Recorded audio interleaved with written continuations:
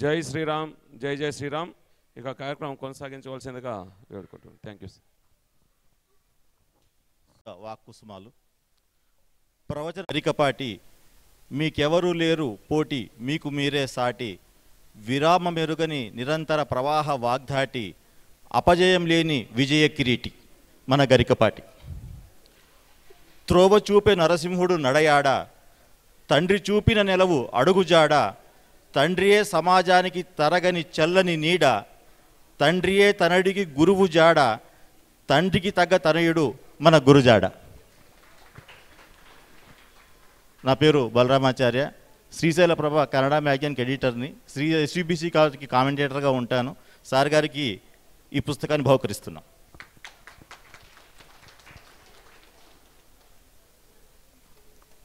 కలియుగం నీదేరా ఎంకన్న అనే పుస్తకం వెంకటేశ్వర స్వామి రాసింది, వారికి బహుకరిస్తున్నాం.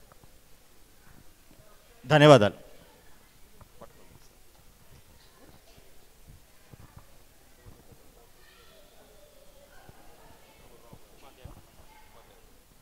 జై శ్రీరామ్, జై జై శ్రీరామ్.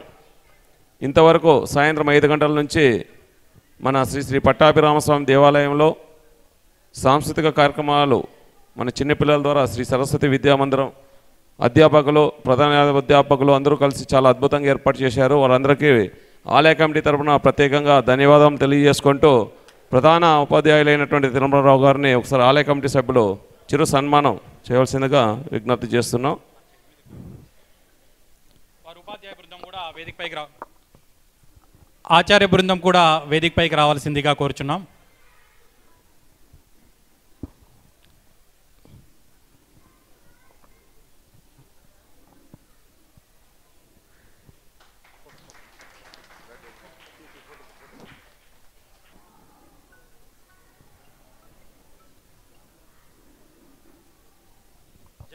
ఓకే. జై శ్రీరామ్, జై జై శ్రీరామ్.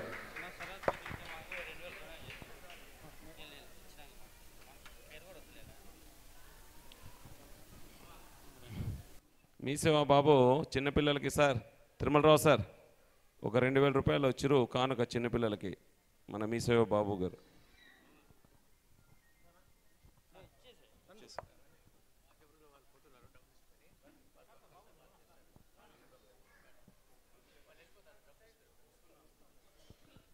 మాతృదేవో భవ, పితృదేవో భవ, ఆచార్య దేవో భవ. విశ్వంబంతయు నిండితోచునది సాధ్వి నీ స్వరూపంబు. విశ్వంబంతయు నిండితోచునది సాధ్వి నీ స్వరూపంబు. బుద్ధి శ్వేతాబ్జము రేకు విప్పునెడ జాతి ద్వేషముల్ నిల్చునే. విశ్వంబంతయు స్వస్వరూపమున అన్వేషించు శ్రీయోగికే శశ్వచ్ఛాంతి లభించు. మాతృకరుణా సాకల్యధికుల్యమై. విశ్వమంతా విష్ణువును చూడమని విష్ణు సహస్రనామాలు చెబుతాయి మనకి. మొట్టమొదటి నామమే విశ్వం విష్ణువు, మిగిలినవన్నీ 999 దానికి వ్యాఖ్యానం. విశ్వమంతా ఉన్న విష్ణువుని ఎలా అర్థం చేసుకోవాలనేవి మిగిలిన నామాలు చెబుతాయి. కానీ అంత తేలికైన వ్యవహారం ఏం కాదు. చిన్నపిల్లల దగ్గర నుంచి పెద్దవాళ్ళందరికీ కూడా కనిపించేవాడిని అందరినీ విష్ణువే అనుకోవాలంటే ఎలా వీలవుతుంది? అందులో మన బద్ధశత్రువులు ఉన్నారు, మనకు నచ్చని వాళ్ళు ఉన్నారు, మనల్ని బాధ పెట్టిన వాళ్ళు ఉన్నారు. వీళ్ళందరూ విష్ణు స్వరూపం అంటే ఎలాగా? కష్టమే చాలామందికి. కానీ దాన్ని ఎలా అభ్యాసం చేయాలి? విశ్వంబంతయు నిండితోచునది సాధ్వి నీ స్వరూపంబు. బుద్ధిశ్వేతాబ్జము రేకు విప్పునడ జాతిద్వేషములు నిల్చున. చాలామంది దేవాలయానికి వచ్చేటప్పుడు అన్నీ పట్టుకొస్తారు. అగరబత్తులు పట్టుకొస్తారు, కర్పూరం పట్టుకొస్తారు, స్వామివారికి ఏవో ఫలాలు పట్టుకొస్తారు, దండలు పట్టుకొస్తారు, అర్చన కోసం రకరకాలు పట్టుకొస్తారు, కొబ్బరికాయలు పట్టుకొస్తారు. అన్నీ పట్టుకొచ్చిన భక్తుడు ఒకటి పట్టుకురావటం మర్చిపోతూ ఉంటాడు ఎప్పుడు. ఏమిటి అంటే అతని మనస్సు తీసుకురావటం మర్చిపోతూ ఉంటాడు. వస్తువులన్నీ లెక్కగా తెచ్చామా లేదా, కర్పూర బిళ్ళ ఏమైనా ఎక్కువయ్యాయా తక్కువయ్యాయా, అగరబత్తులు ఏమైనా ఎక్కువ తెచ్చేసామా, 3 దేవాలేమో, ఈ సందేహాలు అనుమానాలు ఎక్కువ భక్తులకి. తప్పేమి కాదు, ఆ ఆలోచన కూడా మంచిదే. అడ్డమైన విషయాలు ఆలోచించడం కంటే ఇది ఆలోచించడం మంచిది. కానీ ఒక చిన్న పిల్లాడికి సందేహం రావడంలో తప్పేమి లేదండి. కానీ 70 ఏళ్ళు వచ్చాక కూడా మనకి ఇంకా అగరబత్తులు ఎన్ని ఉన్నాయనే లెక్కే ప్రధానం అవుతుందంటే కష్టమే. అప్పుడు మనం ఆలోచించవలసింది అగరబత్తుల గురించి కాదు, అగరబత్తులు ఉంటే ఉంటాయి, ఉండకపోతే ఉండవు. కర్పూరం తెస్తే తెస్తాం, లేకపోతే లేదు. కర్పూరం తేకపోతే కరుణించనని స్వామివారు మనకేమన్నా వ్యాఖ్యానం ఏమైనా చెప్పారా? ఎక్కడైనా ఒక స్టేట్మెంట్ ప్రకటించారా? కర్పూరం తేకపోతే కరుణించనని, లేకపోతే పలానా వస్తువు మర్చిపోతే నేను కరుణించనని చెప్పారా?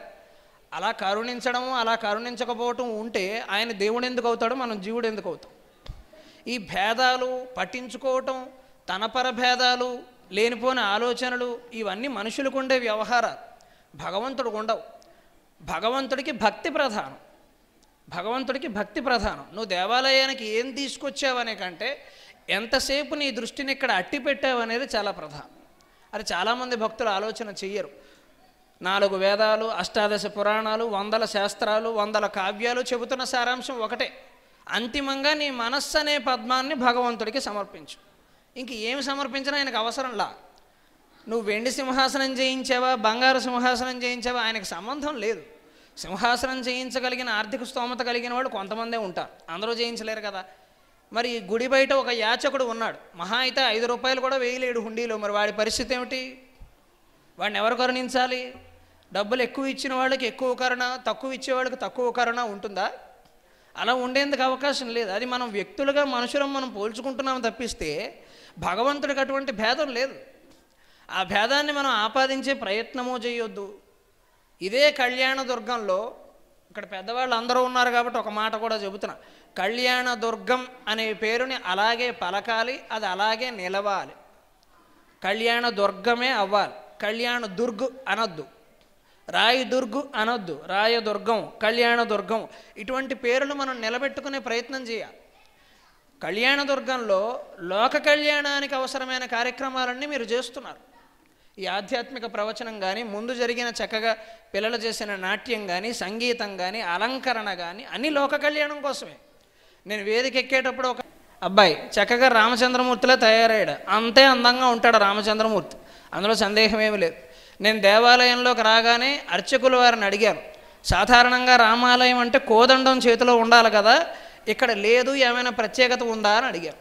సాధారణంగా రాముడు అంటే కోదండం ఉండాల్సిందే. అయితే అర్చకులు వారు చెప్పారు, స్వామి ఆయన ఆత్మారాముడు, అందుకని ఆ రూపంలో మనకు కనబడతాడు, కానీ పట్టాభిరాముడిగా మేము అందరం కొలుస్తున్నాము అన్నారు. మీరు ఆత్మారాముడన్నా ఆయన పలుకుతాడు, పట్టాభిరాముడన్నా పలుకుతాడు, రామ అన్నా పలుకుతాడు, ఎలా పిలిచినా పలుకుతాడు. పిలుపులో ఆర్తి ఉండాలి, ఏం పిలిచామనేది ప్రధానం కాదు. అదే దేవుణ్ణి ఇంకా కాస్త విశాలమైన దృక్పథంతో ఆలోచించుకుంటే ఆ రాముణ్ణి శివయ్య అని పిలిచినా కూడా ఆయన పలుకుతాడు. మనం పట్టించుకున్నాం ఈ భేదాలన్నీ.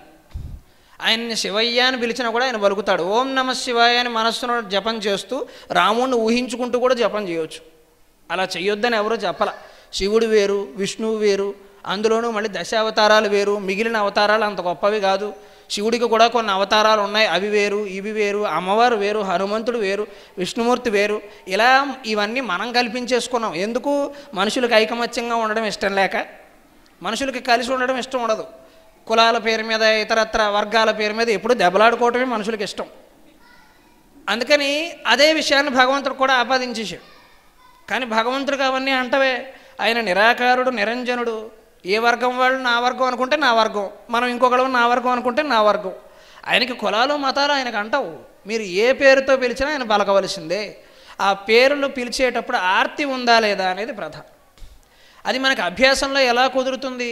విశ్వమంతా విష్ణువుని దర్శించడం ఎలా వీలవుతుంది? ఒక స్త్రీమూర్తిలో విష్ణువుని దర్శించాలి, ఒక పురుషుడిలో విష్ణువుని దర్శించాలి, ఒక నపుంసకుడిలో కూడా విష్ణువుని దర్శించాలి, ఒక చిన్న పిల్లాడిలో దర్శించాలి, ఒక వరాహంలో దర్శించాలి, ఒక మత్స్యంలో దర్శించాలి, ఒక స్తంభంలో కూడా విష్ణుమూర్తిని దర్శించగలగాలి. దశావతారాల సారాంశమే అది. అన్నింటా చూడమనే కదా. ఇక్కడ ఉన్నాడు అక్కడ లేడనే సందేహం నీకు వస్తుంది కాబట్టి అన్ని చోట్ల నేనున్నాను అని ప్రకటించుకున్నాడు. ఇంకా కూడా మనిషి వెతుకుతూ ఉంటాడు, భగవంతుడు ఎక్కడున్నాడు ఎక్కడున్నాడు ఎక్కడున్నాడు. అంతటా ఉన్నాడు. నువ్వు ఉన్నావు అనుకుంటే ఇక్కడ ఇన్ని రూపాల్లో కనబడుతున్నాడు. కనిపించే ప్రతి ఒక్కళ్ళు భగవంతుడి స్వరూపమే. అది వారికి తెలియకపోవచ్చును, అది వేరే విషయం. తెలియజెప్పటం మా వంటి వాళ్ళ పని, తెలియజెప్పటం మా వంటి వాళ్ళ పని. కానీ అంతా దైవస్వరూపమే అనే భావన చేయగలిగితే హిందూ ధర్మంలో ఇన్ని కులాలు ఎందుకుంటాయి, ఇన్ని గొడవలు ఎందుకుంటాయి? అసలు అన్నింటికీ గడప లోపల కులం, గడప దాటితే హిందూ ధర్మం. ఇదే నిర్వచనం ఉండాలి. మనకి ఇంట్లో వ్యక్తిగతంగా కొన్ని అభ్యాసాలు ఉండవచ్చును, అదేం తప్పేమీ లేదు. అది వేరే వాళ్ళకి మనకి కొంత తేడా ఉండవచ్చును. దానికి వాళ్ళని అవమానించక్కర్లా, పొగడక్కర్లా. మన పని మనది, వాళ్ళ పని వాళ్ళ. కానీ అంతిమంగా మనమందరం హిందువులం. సాటి వాడిని గౌరవించడం అలవాటు చేసుకోవాలి. సాటి జీవిని, సాటి వాడినే కాదు, సాటి జీవిని కూడా అంతే గౌరవంగా చూడటం అలవాటు చేసుకోవాలి. వరాహం కదా అని అసహించుకుందుకు అవకాశం లేదు. అది వరాహ అవతారం. అసహించుకోగలమా? వీలవుతుందా? దాని పని అది చేస్తోంది, నీ పని నువ్వు చెయ్యి. దానిని మరీ విపరీతంగా గౌరవించక్కర్లా, ఎత్తుకుని ముద్దు పెట్టుకోకర్లా, అలాగని అవమానపరచడం అవసరం లేదు. దాని పని అది చేస్తోంది, నీ పని నువ్వు చేసుకో.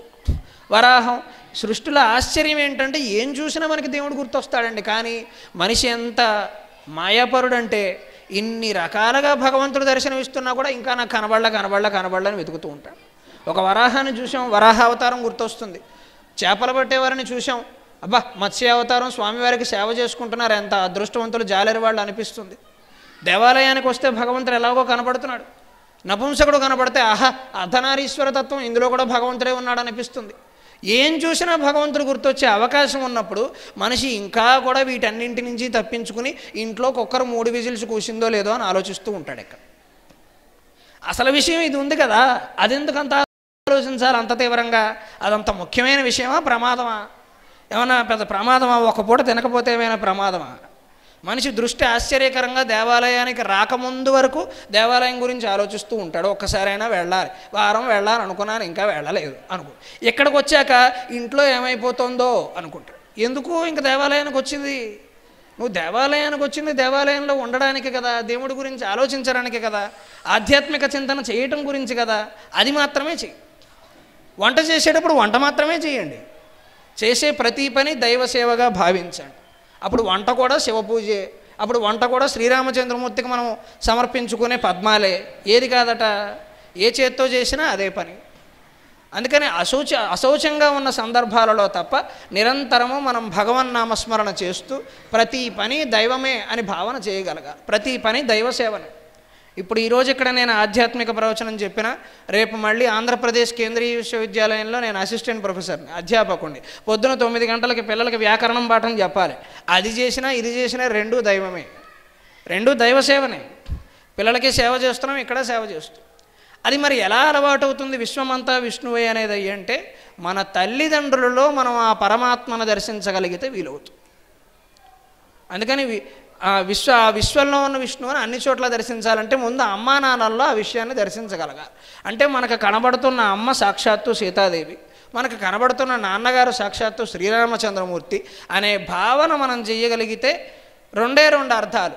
ఎవరిని చూసినా మన కళ్ళ తల్లిగానే భావించాలి, మన కన్న తల్లిలోనే విశ్వాన్నంతటిని దర్శించాలి. ఆశ్చర్యకరంగా కృష్ణావతారంలో స్వామివారు 2 చేసి చూపించారు. ఏం కృష్ణ, మను తిన్నావా, నోరు తెరవయ్యా అంటే నోరు తెరిచాడు. అండపిండ బ్రహ్మాండాలన్నీ ఆయన లోపలే ఉన్నాయి. ఆశ్చర్యకరమైన తత్వం. అండపిండ బ్రహ్మాండాలు ఆయన లోపల ఉంటే ఆయన ఎక్కడ నిలబడ్డాడు? అండపిండ బ్రహ్మాండాలన్నీ ఆయన లోపల ఉన్నాయి కదా. నోరు తెరిస్తే భూమి, అన్ని రకాల గ్రహాలు కనబడుతున్నాయి కదా, నవగ్రహాలు. అవన్నీ ఆయన నోట్లో ఉంటే మరి ఈయన ఎక్కడ నిలబడ్డాడండి? ఈయన నిలబడింది ఎక్కడ? యశోదాదేవి చూస్తుంది ఎక్కడ? అదొక మాయ, అదొక విచిత్రం. నువ్వు అనుకుంటున్నావు నువ్వు విడిగా ఎక్కడో ఉన్నావని, అంటే అన్నీ తనలోనే ఉన్నాయి, తానే అంతటా నిండి ఉన్నాడు. ఆ తత్వాన్ని కృష్ణ అవతారంలో ఆయన ప్రకటించాడు. అందుకని ఎక్కడికి వెళ్ళినా అందరినీ మాతృరూపంలోనే మనం చూడగలాలి. ఒక స్త్రీమూర్తి కనబడగానే మా అమ్మ కూడా ఇలాగే ఉంటుంది అనుకోవాలి. ఒక పురుషుడు కనబడగానే మా నాన్నగారు ఇలాగే ఉంటారనుకో. తల్లిదండ్రులను అంతటా దర్శించాలి. తల్లిదండ్రుల పాదాలలోనే విశ్వం మొత్తాన్ని దర్శించగలం. నేను అమ్మా నాన్నలకు మర్యాద ఇవ్వనండి, మేము విడిగా బతుకుతామండి, అమ్మా నాన్నలతో మాకు సంబంధం లేదండి, వాళ్ళ దారిని వాళ్ళు బతుకుతారండి అనేవాళ్ళు రామాలయానికి 100 సార్లు వచ్చినా కూడా రాముడు క్షమించేందుకు అవకాశమే లేదు. ఊరికి గారం చేసే వ్యవహారాలు ఏం లేవండి ఇక్కడ. అమ్మా నాన్న అత్త మామల్ని మనం గౌరవించడం అంటే ఇంట్లో పెట్టుకుని సేవ చేస్తేనే శ్రీరామచంద్రమూర్తి ఆశీస్సులు మనకి ఉంటాయి. లేకపోతే మీరు ఎన్ని కొబ్బరికాయలు కొట్టినా కొబ్బరికాయల షాపు వాడు బాగుపడతాడు తప్ప ఉపయోగం లేదు. దేవాలయానికి వచ్చామంటే ఆలోచన చేయాలి. రామచంద్రమూర్తి విడిచిపెట్టాడా? తాను తలుచుకుంటే అది ఎంత విషయము. పట్టాభిరామస్వామి కదా, పట్టాభిషిక్తుడయ్యే అనే అర్హతలు స్వామివారికి ఏమున్నాయి? అద్భుతంగా చెబుతారు పోతన భాగవతంలో. తన కావ్యాన్ని భాగవతాన్ని నరాంకితం చేయనని ప్రకటించిన మహాకవి పోతన మహాకవి. మనుషులకి నేను అంకితం ఇవ్వను, నా కావ్యాన్ని రామచంద్రమూర్తికి అంకితం ఇస్తాను. దశావతారాల గురించి గొప్పగా చెప్పిన కావ్యాన్ని, గొప్ప ప్రబంధాన్ని, గొప్ప ఇతిహాసాన్ని, గొప్ప పురాణాన్ని, భాగవత పురాణాన్ని మామూలు వాళ్ళకి ఇచ్చేస్తే ఎలాగా? అందుకని నేను శ్రీరామచంద్రమూర్తికి అంకితం ఇస్తాను. పలికెడిది భాగవతమట, పలికించడివాడు రామభద్రుండట, పలికిన భవహరమగునట, నే పలికెద వేరొండు గాథ పలుకగనేలా.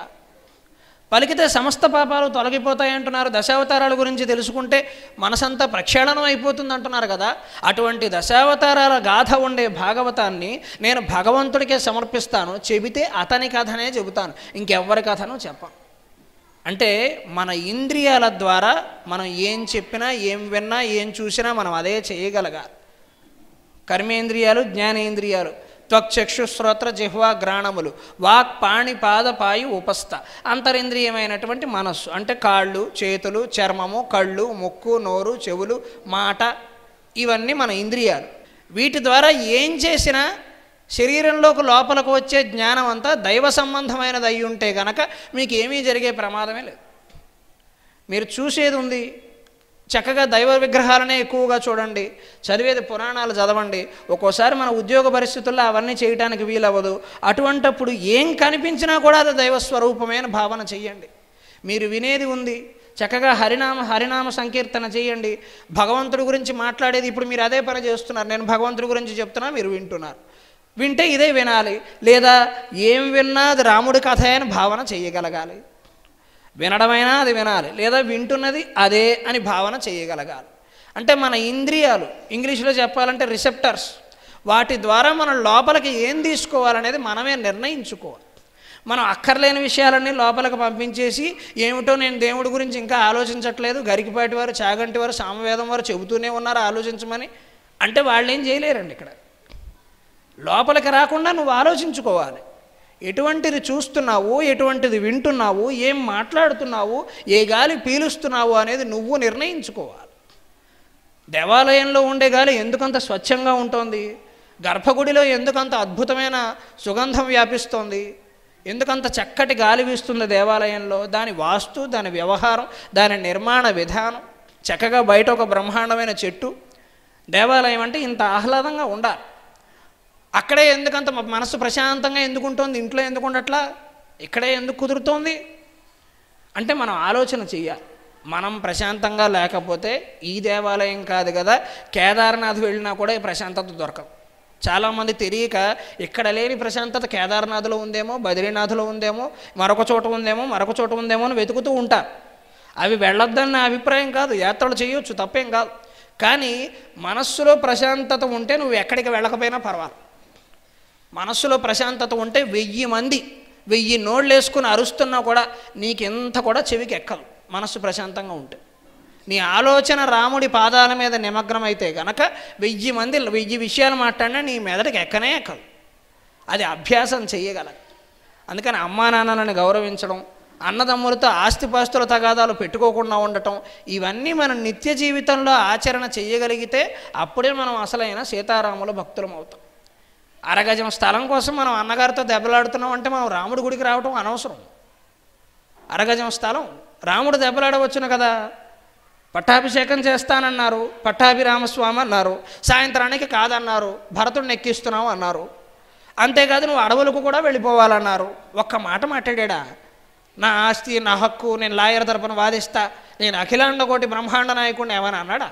దశావతారాల్లో ఆయన ఒక అవతారం. ఆయన తలుచుకుంటే అయోధ్య సింహాసనం ఒక లెక్క. ఆయన కాలిగోటికి సరిపోతుందా సింహాసనం? ఆయన తలుచుకుంటే అది ఎంతసేపు? కానీ ధర్మం కాదు. ఎందుకు? రామచంద్రమూర్తి మానవ అవతారం, కృష్ణావతారం కాదు. కృష్ణావతారంలో కొన్ని లీలలు ప్రదర్శించాడు. యశోదాదేవికి చూపించినట్టే చాలా లీలలు చూపించాడు, చాలా మాయలు చేశాడు. నేను మాయలు చేయగలను అని చెప్పాడు కృష్ణావతారంలో. కానీ రామావతారంలో మాయలు చేయలేదే. భరతుడిని సింహాసనం మించి కిందకి దింపడం రాముడికి ఒక పన, ఆయన తలుచుకుంటే చేయలేడా? అఖిలాండ కోటి బ్రహ్మాండ నాయకుడు, దశావతారాలు ఆయన సొంతం. ఆయన తలుచుకుంటే ఎంతసేపు భరతుడి మనస్సు మార్చడం? అసలు భరతుడు వ్యతిరేకంగా ఉంటే కదా ముందు. భరతుడు రామచంద్రమూర్తి ఏం చెబితే అది చేయడానికి సిద్ధంగా ఉన్నాడు, కానీ మార్చలా. ఎందుకు? మానవులు ఇలాగే చేస్తారు. నాకే తప్పలేదు కష్టాలు, మీకు కూడా తప్పవని చెబుతున్నాడు రామచంద్రమూర్తి. రామచంద్రమూర్తి దేవాలయానికి వచ్చి నాకు కష్టాలు వద్దనుకుంటే అయ్యే పని కాదు. ఆయనకే తప్పలేదు కష్టాలు, మామూలు కష్టాలా, అష్ట కష్టాలు పడ్డాడు. ఆ దంపతులను అనని వాళ్ళు ఉన్నారు ఆ భారతదేశంలో. ప్రతి వాళ్ళు సీతాదేవిని అనేవాళ్లే, ప్రతి వాళ్ళు రామచంద్రమూర్తిని అనేవాళ్లే. మన కాపురంలో వేరే వాళ్ళు వేలు పెడితే మనకు నచ్చుతుందా? మనం మాత్రం వాళ్ళ కాపురంలో వేలెట్టేస్తాం, వేలు కాళ్ళు అన్నీ పెట్టేస్తాం, మొత్తం దిగిపోయి చర్చలు పెట్టేస్తాం. ఇక్కడ సీతాదేవికి అన్యాయం అయిపోయింది, రామచంద్రమూర్తికి అన్యాయం అయిపోయింది, రాముడే గొప్పవాడు, సీతాదేవే గొప్పది. మీకు చెప్పారా వాళ్ళు ఏమైనా వచ్చి నాకు అభ్యంతరాలు ఉన్నాయి, మా ఆయన నాకు నచ్చలేదని సీతాదేవి ఎక్కడైనా ఒక మాట చెప్పిందా? రామాయణంలో ఉందా? రామచంద్రమూర్తి సీతాదేవి నన్ను సరిగ్గా చూసుకోలేదని ఒక మాట అన్నాడా? మరి ఎందుకంటే భారతీయులకి ఇంత సరదా సీతారాముల కాపురం అంటే? లోకువ, లోకువ, మనుషులకు లోకువ. పక్కింటి వాళ్ళు కాపురం అంటే చాలా లోకువ. అందుకని ఇష్టం వచ్చిన మాటలు అనేస్తారు. వాళ్ళు ఎప్పుడూ ఒక మాట ఒకళ్ళనొకళ్ళు అనుకోలే. అన్యోన్య దాంపత్యం. 100 కష్టాలు వచ్చినా ఇద్దరు విడిపోలేదు. బహుభార్యత్వం అవకాశం ఉండి కూడా ఆయన పెళ్లి చేసుకోలేదు. దశరథుడికి 3 భార్యలు, కౌసల్య, సుమిత్ర, కైకేయి. ఈయన చేసుకుంటే కాదన్నవారు ఎవరు? రామచంద్రమూర్తి చేసుకుంటే కాదనేవారు ఎవరు? చేసుకోలేదు. అంటే అవకాశం ఉండి కూడా తప్పు చేయలేదు. అవకాశం ఉండి కూడా జరిగిందేదో జరిగిపోయింది. సీతాదేవి, ఇంకెవరు లేదు. సీతాదేవి మాత్రమే జీవితంలో, ఇంకొక మాట లేదు. అలా మనం ఉండగలమా? ఏకపత్ని వ్రతుడిగా మనం ఉండగలమా? అబ్బాయిలు కానీ అమ్మాయిలు కానీ ఈరోజు పెళ్ళిళ్ళు చేసుకుంటున్నవారు పెళ్లి చేయటమే నానా తలకాయ నొప్పులు అయితే వాళ్ళని మళ్ళీ కలిసి ఉండేలా చేయటం ఇంకో పెద్ద తలనొప్పి అయిపోయింది.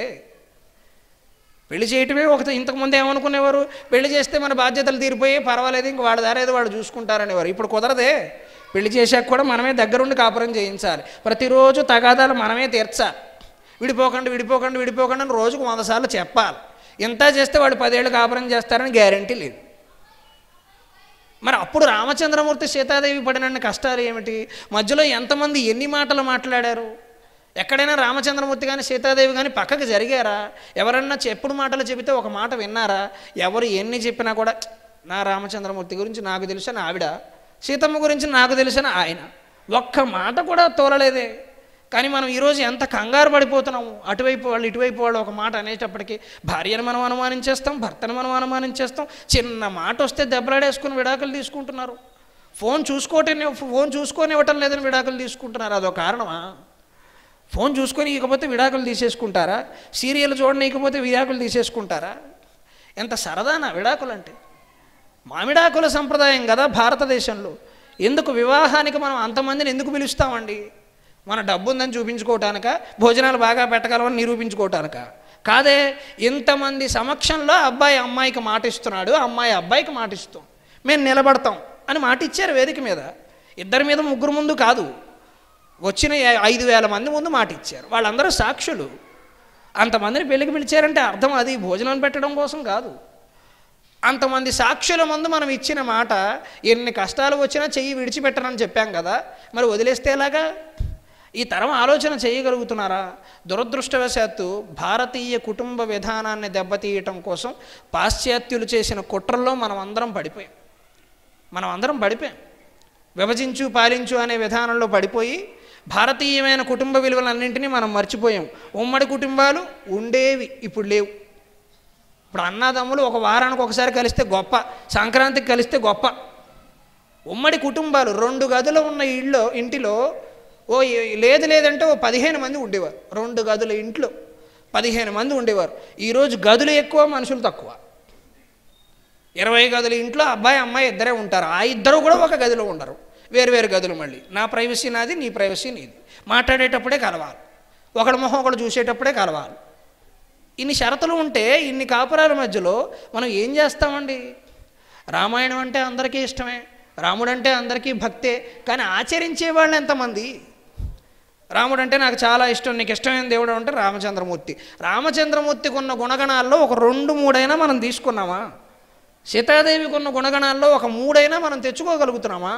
ఇది ఏదీ లేనప్పుడు రామచంద్రమూర్తి అంటే నాకు చాలా ఇష్టం, నేను ఏటా 2 సార్లు భద్రాచలం వెళ్ళొస్తూ ఉంటాను, వెళ్ళిన ప్రతిసారి 5,000 హుండీలో వేస్తుంటాను. దేనికి? నువ్వు ఆచరించినప్పుడు దేనికి? 5,000 కాకపోతే 10,000 ఇచ్చుకో, ఎవరికి నష్టం? అభిషేకం చేసుకో, ఉపయోగం లేదు. రాముడికి నీ అభిషేకం అవసరంలా. రాముడికి కావాల్సింది ఒకటే, ఆయన సీతాదేవిని ఎంత బాగా చూసుకున్నాడో నువ్వు నీ భార్యను అంత బాగా చూసుకో. ఇంకేం అవసరంలా, ఆయన ఏమేమి ఆశించటంలా నీ నుంచి. కానీ ఏదో మనుషులు వ్యక్తిగతంగా దోషాలు చేసేసి తన జీవితం మారిపోవాలని కోరుకుంటూ ఉంటారు. అందుకని వాళ్ళ దాంపత్యం అంత బాగుండబట్టే మన ఆచరణ మనం దాని నుంచి నేర్చుకోవాలి. ఆ దాంపత్యం నుండి కేవలం భక్తులమంటే సరిపోదు, భక్తులైతే అనుసరించాలి. భక్తులైతే అనుసరించాలి. మనకు నాన్నగారు నచ్చారు, ఏం చేస్తాం? నాన్నగారిలా తయారవుతామా లేదా? ఇప్పుడు ఇందాక ఆ పిల్లాడికి రామచంద్రమూర్తి నచ్చాడు, రామచంద్రమూర్తిలా తయారు. మనకి రామచంద్రమూర్తి నచ్చినప్పుడు ఆయన గుణగణాలను మనం ఆచరించాలి. నచ్చటంతో సరిపోయిందా? ఆచరణతో ప్రారంభమవుతుంది. హిందూ ధర్మం నిలబడాలి అంటే ఆచరణ ప్రధానం, ఆచరణ ప్రధానం, ఆచరణ ప్రధానం. కేవలం దేవాలయానికి రావడంతో సరిపోదు. ఆ వ్యవస్థని, ఆ విలువలని మనం ఇంట్లో కూడా నిలబెట్టుకునే ప్రయత్నం చేయాలి. భారతీయతకంతా కూడా మన పల్లెటూళ్ళే పట్టుకొమ్మలు. ఆ పల్లెటూళ్ళను అలాగే ఉండనిచ్చి మనం ఉమ్మడి కుటుంబాలుగా ఉంటూ కాస్త చక్కగా తెలిసి తెలియని ముఖాలను కూడా బాబాయ్ అని చెప్పి పలకరించుకుంటూ, ఏమాయ్ అని పలకరించుకుంటూ ఉండే కుటుంబ జీవన విధానాన్ని ఎన్ని దేశాల వాళ్ళు వచ్చి చెడగొట్టినా భారతీయులు ఆ దారికి పోకుండా ఉంటే అప్పుడు మనం అసలైన శ్రీరామచంద్రమూర్తి భక్తులు. ఆచరణ ప్రధానం. అంత ఆచరించాల్సినంతగా రామచంద్రమూర్తిలో ఏం గొప్పతనం ఉందండి? భాగవతంలో చెబుతారు, చేసే ప్రతి పని దైవకర్మై ఉండాలి. చేతులారంగ శివుని పూజింపడేని, చేతులారంగ శివుని పూజింపడేని, నోరు నవ్వంగ హరికీర్తి నుడువడేని, దయయు సత్యంబులోనుగా తలుపడేని, కలుగనేటికి తల్లుల కడుపు చేటు. చాలా చిన్న పద్యం, కానీ ఇందులో బ్రహ్మాండానంతా బంధించి పెట్టాడు. చాలామంది మాట్లాడుతూ నేను త్రికరణ శుద్ధిగా అంటారు. త్రికరణ శుద్ధి అంటే ఏమిటి? నేను త్రికరణ శుద్ధిగా చదివానండి, త్రికరణ శుద్ధిగా పరీక్షకు తయారయ్యానండి, త్రికరణ శుద్ధిగా నేను మాట ఇచ్చానండి అంటారు. ఏమిటా త్రికరణ శుద్ధి? శుద్ధి పక్కన పెట్టండి. త్రికరణాలు ఏమిటవి? మనసు, మనస, వాచ, కర్మణ. అంటే మనసు, మాట, చేత ఒకే పద్ధతిలో సాగడాన్ని త్రికరణ శుద్ధి అంటారు. నేను పరీక్షలకు త్రికరణ శుద్ధిగా తయారయ్యానండి అంటే మనస్సు పుస్తకం మీదే ఉండాలి, ధ్యాస పుస్తకం మీద, అంటే మనస్సు కూడా పుస్తకం మీదే ఉండాలి, చేతిలో పుస్తకాన్ని పట్టుకుని ఉండాలి, ఇంకేదో వేరే పని చేస్తూ ఉండకూడదు. వంట చేస్తూ చదవలేం కదా, అందుకని త్రికరణాలు మూడు కూడా మనస్సు, మాట, చేత మూడు కూడా భగవంతుడి మీదే లగ్నమై ఉండాలి, చేసే పని మీద లగ్నమై ఉండాలి. చేతులారంగ శివుని పూజింపడేని, నోరు నవ్వంగ హరికీర్తి నుడువడేని. చేతులు భగవంతుడు మనిషికి చేతులు ఇచ్చింది ఎందుకయ్యా అంటే అభిషేకం చేయటానికి. అభిషేకం చేయడానికే భగవంతుడు చేతులు ఇచ్చాడు మనిషికి. కమలాక్షు నర్చించు కరముల కరములు భాగవతంలో చెప్పినట్టు. అందుకని భగవంతుడు చేతులు ఎందుకు ఇచ్చాడు మనిషికి? అభిషేకం చేయటానికి. ఎవరికి? శివుడికి. ఎందుకు శివుడికి? శివుడు అభిషేక ప్రియుడు. శివుడు అభిషేక ప్రియుడు. శివలింగాన్ని మనం గమనిస్తే చాలా దేవాలయాల్లో శివలింగం ఉంటుంది. శివుడు ఇతర దేవుళ్ళలాగా, ఇతర దేవతా రూపాలలాగా రూపాన్ని ధరించి ఉండడు, లింగాకారంలోనే ఉంటాడు. అభిషేకంలో భాగంగా ఏం పోసినా జారిపోతూ ఉంటుంది. నువ్వు పెరుగు పోసినా, వెన్న పోసినా, నెయ్యి పోసినా, ఏం పోసినా జారిపోతూ ఉంటుంది. అభిషేక ప్రియుడు ఆయన. అంటే ఈ అన్ని జీవితంలోకి వస్తాయి, వెళ్ళిపోతాయి అనే తత్వాన్ని మనం అర్థం చేసుకోవాలి. వచ్చినవేవి నిలబడవు ఇక్కడ. ఈరోజు సంపద వచ్చింది, రేపు ఉండదు. ఈరోజు నవ్వు వచ్చింది, రేపు రాదు. ఈరోజు నడవడానికి ఓపిక వచ్చింది, రేపు ఉండకపోవచ్చు. జీవితంలోకి వచ్చిన ప్రతిదీ చిన్నపిల్లాడికి ఎలా ఒక్కొక్కటి వస్తూ వచ్చాయో ముసలివాళ్ళం అయిపోయాక ఒక్కొక్కటి వెళ్ళిపోతూ ఉంటాయి. మంచం మించి చిన్నపిల్లాడు మంచం మించి లేచి కిందకి దిగలేడు. బాగా పెద్ద ఆయన అయిపోయాక మనం కూడా మంచం మించి కిందకి దిగలేము. వచ్చినవన్నీ పోతాయి. అది శివాభిషేకంలోని గొప్పతనం. అందుకని శివుణ్ణి అభిషేకం చేసుకోవాలి, ఈశ్వరాభిషేకం. చేతులారంగా శివుని పూజింపడేని, నోరు నవ్వంగా హరికీర్తి నుడువడేని. నోరు నొప్పొచ్చే విధంగా హరికీర్తి చేయవయ్యా అన్నారు, హరి సంకీర్తన చేయమని. అంటే ఆలపించడానికి, చక్కగా పాడుకోవటానికి, భగవంతుడు విష్ణుమూర్తికి సంబంధించిన పద్యాలు కానీ, పాటలు కానీ, గేయాలు కానీ చాలా రమ్యంగా, మనోహరంగా ఉంటాయి. ముఖ్యంగా పోతన భాగవతంలోని పద్యాలు ఎంత ఆశ్చర్యం అంటే, మీరు కళ్యాణదుర్గం అనండి, లేకపోతే విజయనగరం అనండి, లేకపోతే హైదరాబాద్ అనండి, లేకపోతే కాకినాడ అనండి, ఎక్కడికి వెళ్ళినా మనం వ్యవసాయం చేసే రైతుల దగ్గరికి వెళ్ళి వింటూ ఉంటే పోతన భాగవతంలోని పద్యాలు అప్రయత్నంగా రైతులందరూ పాడుతూ ఉంటారు. నోటికొచ్చిన ఏదో ఒక పద్యం పాడుతూ ఉంటారు. అంతగా పోతన భాగవతం మన జీవితంలో కలిసిపోయింది. అందుకని నోరు నొప్పొచ్చే విధంగా హరికీర్తి చేయమన్నారు. ఈ రెండు కూడా పర్వాలా, మూడవది చాలా కష్టం. దయయు సత్యంబులోనుగా తలుపడేని. సత్యాన్ని మాట్లాడండి, దయను కలిగి ఉండండి. దయను కలిగి ఉండండి కూడా కాసేపు పక్కన పెడదాం. సత్యాన్ని మాట్లాడటం ఎంతమందికి వీలవుతుంది? రోజు పొద్దున్న లేచిన దగ్గర నుంచి రాత్రి దాకా ఈరోజే తీసుకోండి, నిన్న కూడా మర్చిపోండి. ఈరోజు మనం ఎన్ని అబద్ధాలు ఆడాము మనం అంటే అంత సత్యానికి కట్టుబడి మనం ఉండగలమా నిత్య జీవితంలో? కట్టుబడి ఉంటే రామచంద్రమూర్తి లక్షణాలు మనకు వచ్చినట్టు లెక్క. ఆయన మాట ఇచ్చి తప్పిన సందర్భం రామాయణంలో ఒక్కటైనా ఉందా? ఒక్కటి కూడా లేదే. మాట ఇచ్చాడే. దశరథుడు మరణించాక భరతుడు వచ్చి పాదాలను ఆశ్రయించి నాన్నగారు వెళ్ళిపోయారు నువ్వు లేవనే బెంగతోటి నేను వచ్చి చెబుతున్నాను కదా, నన్ను రాజు రాజు మహారాజు అని వీళ్ళందరూ అంటున్నారు, నేను వచ్చి నేను బ్రతిమాలుతున్నాను కదా, నువ్వు రావయ్యా, నువ్వు పట్టాభిషిక్తుడివి కావయ్యా అంటే 14 ఏళ్ళు భూమండలం తిరగబడినా సరే రాముడు మాట తప్పే అవకాశం లేదు. 14 ఏళ్ళు మా నాన్నగారు నన్ను అరణ్యవాసం చేయమన్నారు. నాన్నగారు వెళ్ళిపోయారు కదా, ఇంకా మాటకు విలువే ఉందంటారా? మరి ఈరోజు మనం తల్లిదండ్రులను అలా చూడగలమా? నాన్నగారు ఉన్నప్పుడే మాటకు విలువ ఉంటుందా? ఆయన వెళ్ళిపోయాక ఉండదా? ఆస్తిపాస్తుల మీద ఆయన సంతకం పెట్టేవరకే ఆయన విలువ, పెట్టాక ఉండదా? దస్తావేజుల మీద సంతకం పెట్టేస్తే తల్లిదండ్రుల పని అయిపోయినట్టేనా? ఆలోచించాలి. మన రామచంద్రమూర్తిని చూసి దశరథుడు మరణించారు కదా, అడిగేవారు ఎవరు? వదిలేయచ్చును కదా. వచ్చి సరే జరిగింది ఏదో జరిగింది, భరతుడే నేరుగా బ్రతిమాలుతున్నాడు. కైకేయి కూడా వచ్చింది, ఇంత రాజకీయం చేసిన కైకేయి కూడా వచ్చి నాదే తప్పు అయిపోయింది రామచంద్ర, నేను చిన్నప్పటి నుంచి ఎత్తి పెంచుకున్న దాన్ని, అల్లారు ముద్దుగా పెంచుకున్నాను నిన్ను, మేము పేరుకే ముగ్గురం కానీ మా అందరికంటే నువ్వే ఎక్కువ ఇష్టము, ఏదో నా బుద్ధి గడ్డి తిని అలా చేశాను, రావయ్యా ఇంటికి అంటే రామచంద్రమూర్తి అమ్మ నిన్ను అగౌరవపరచడం నా ఉద్దేశం కాదు, కానీ దశరథ మహారాజుకు నేను మాటిచ్చాను 14 ఏళ్ళు ఉంటానని, ప్రాణం పోయినా సరే 14 ఏళ్ళ తర్వాతనే వస్తాను, ఏం జరిగినా సరే. బహుశా ఆ రోజు భరతుడు పిలిచినప్పుడు వెళ్ళిపోయి ఉండుంటే సీతాదేవికి ఆ కష్టాలు వచ్చేవి కాదేమో కదా.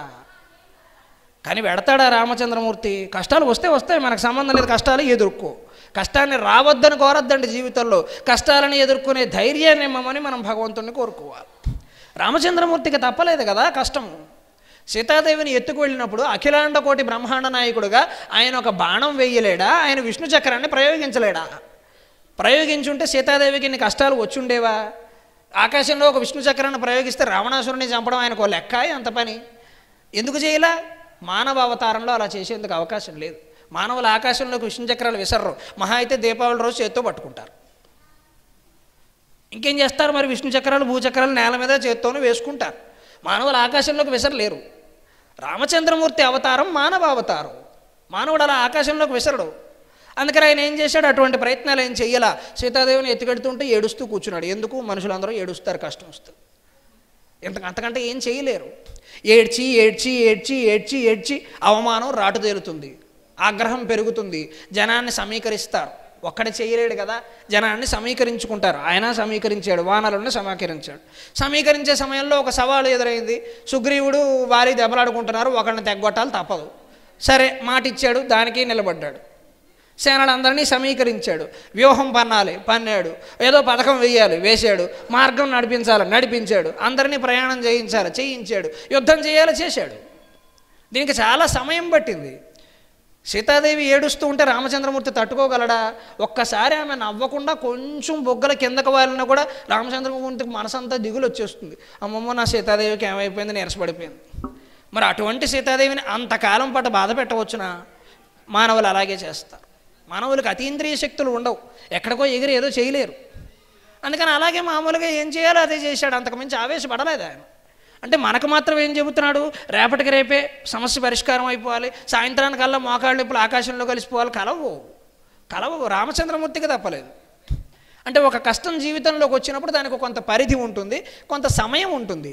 ఆ సమయం వరకు మనం ఓపిక పట్టక తప్పదు. ఓపిక పడుతూ ఏం చేయాలి? ఈ కష్టం ఎప్పుడు పోతుందో అని జపం చేసే బదులు శ్రీరామ శ్రీరామ శ్రీరామ జయ జయ రామ అని చక్కగా మనం జపం చేస్తూ ఉంటే ఆ కష్టం మన మీద దూది పింజలాగా తగిలి వెళ్ళిపోతుంది. కష్టాలు తప్పవు, రామచంద్రమూర్తికి తప్పలేదు. మనం ఎంత? అందుకని త్రికరణ శుద్ధి గురించి ఈ పద్యంలో చెప్పారు. మనస వాచ కర్మణ, చేతులతో ఏం చేయమంటున్నారు? భగవంతుడికి అభిషేకం చేయమంటున్నారు. మరి వాచ నోటితో ఏం చేయమంటున్నారు? చక్కగా రామనామ స్మరణ చెయ్యమంటున్నారు. మరి మనసులో ఏం చేయమంటున్నారు? మనసు ఎక్కడ ఉండాలి? సత్యాన్ని మాట్లాడుతూ ఉండాలి, దయగా బ్రతికి ఉండాలి.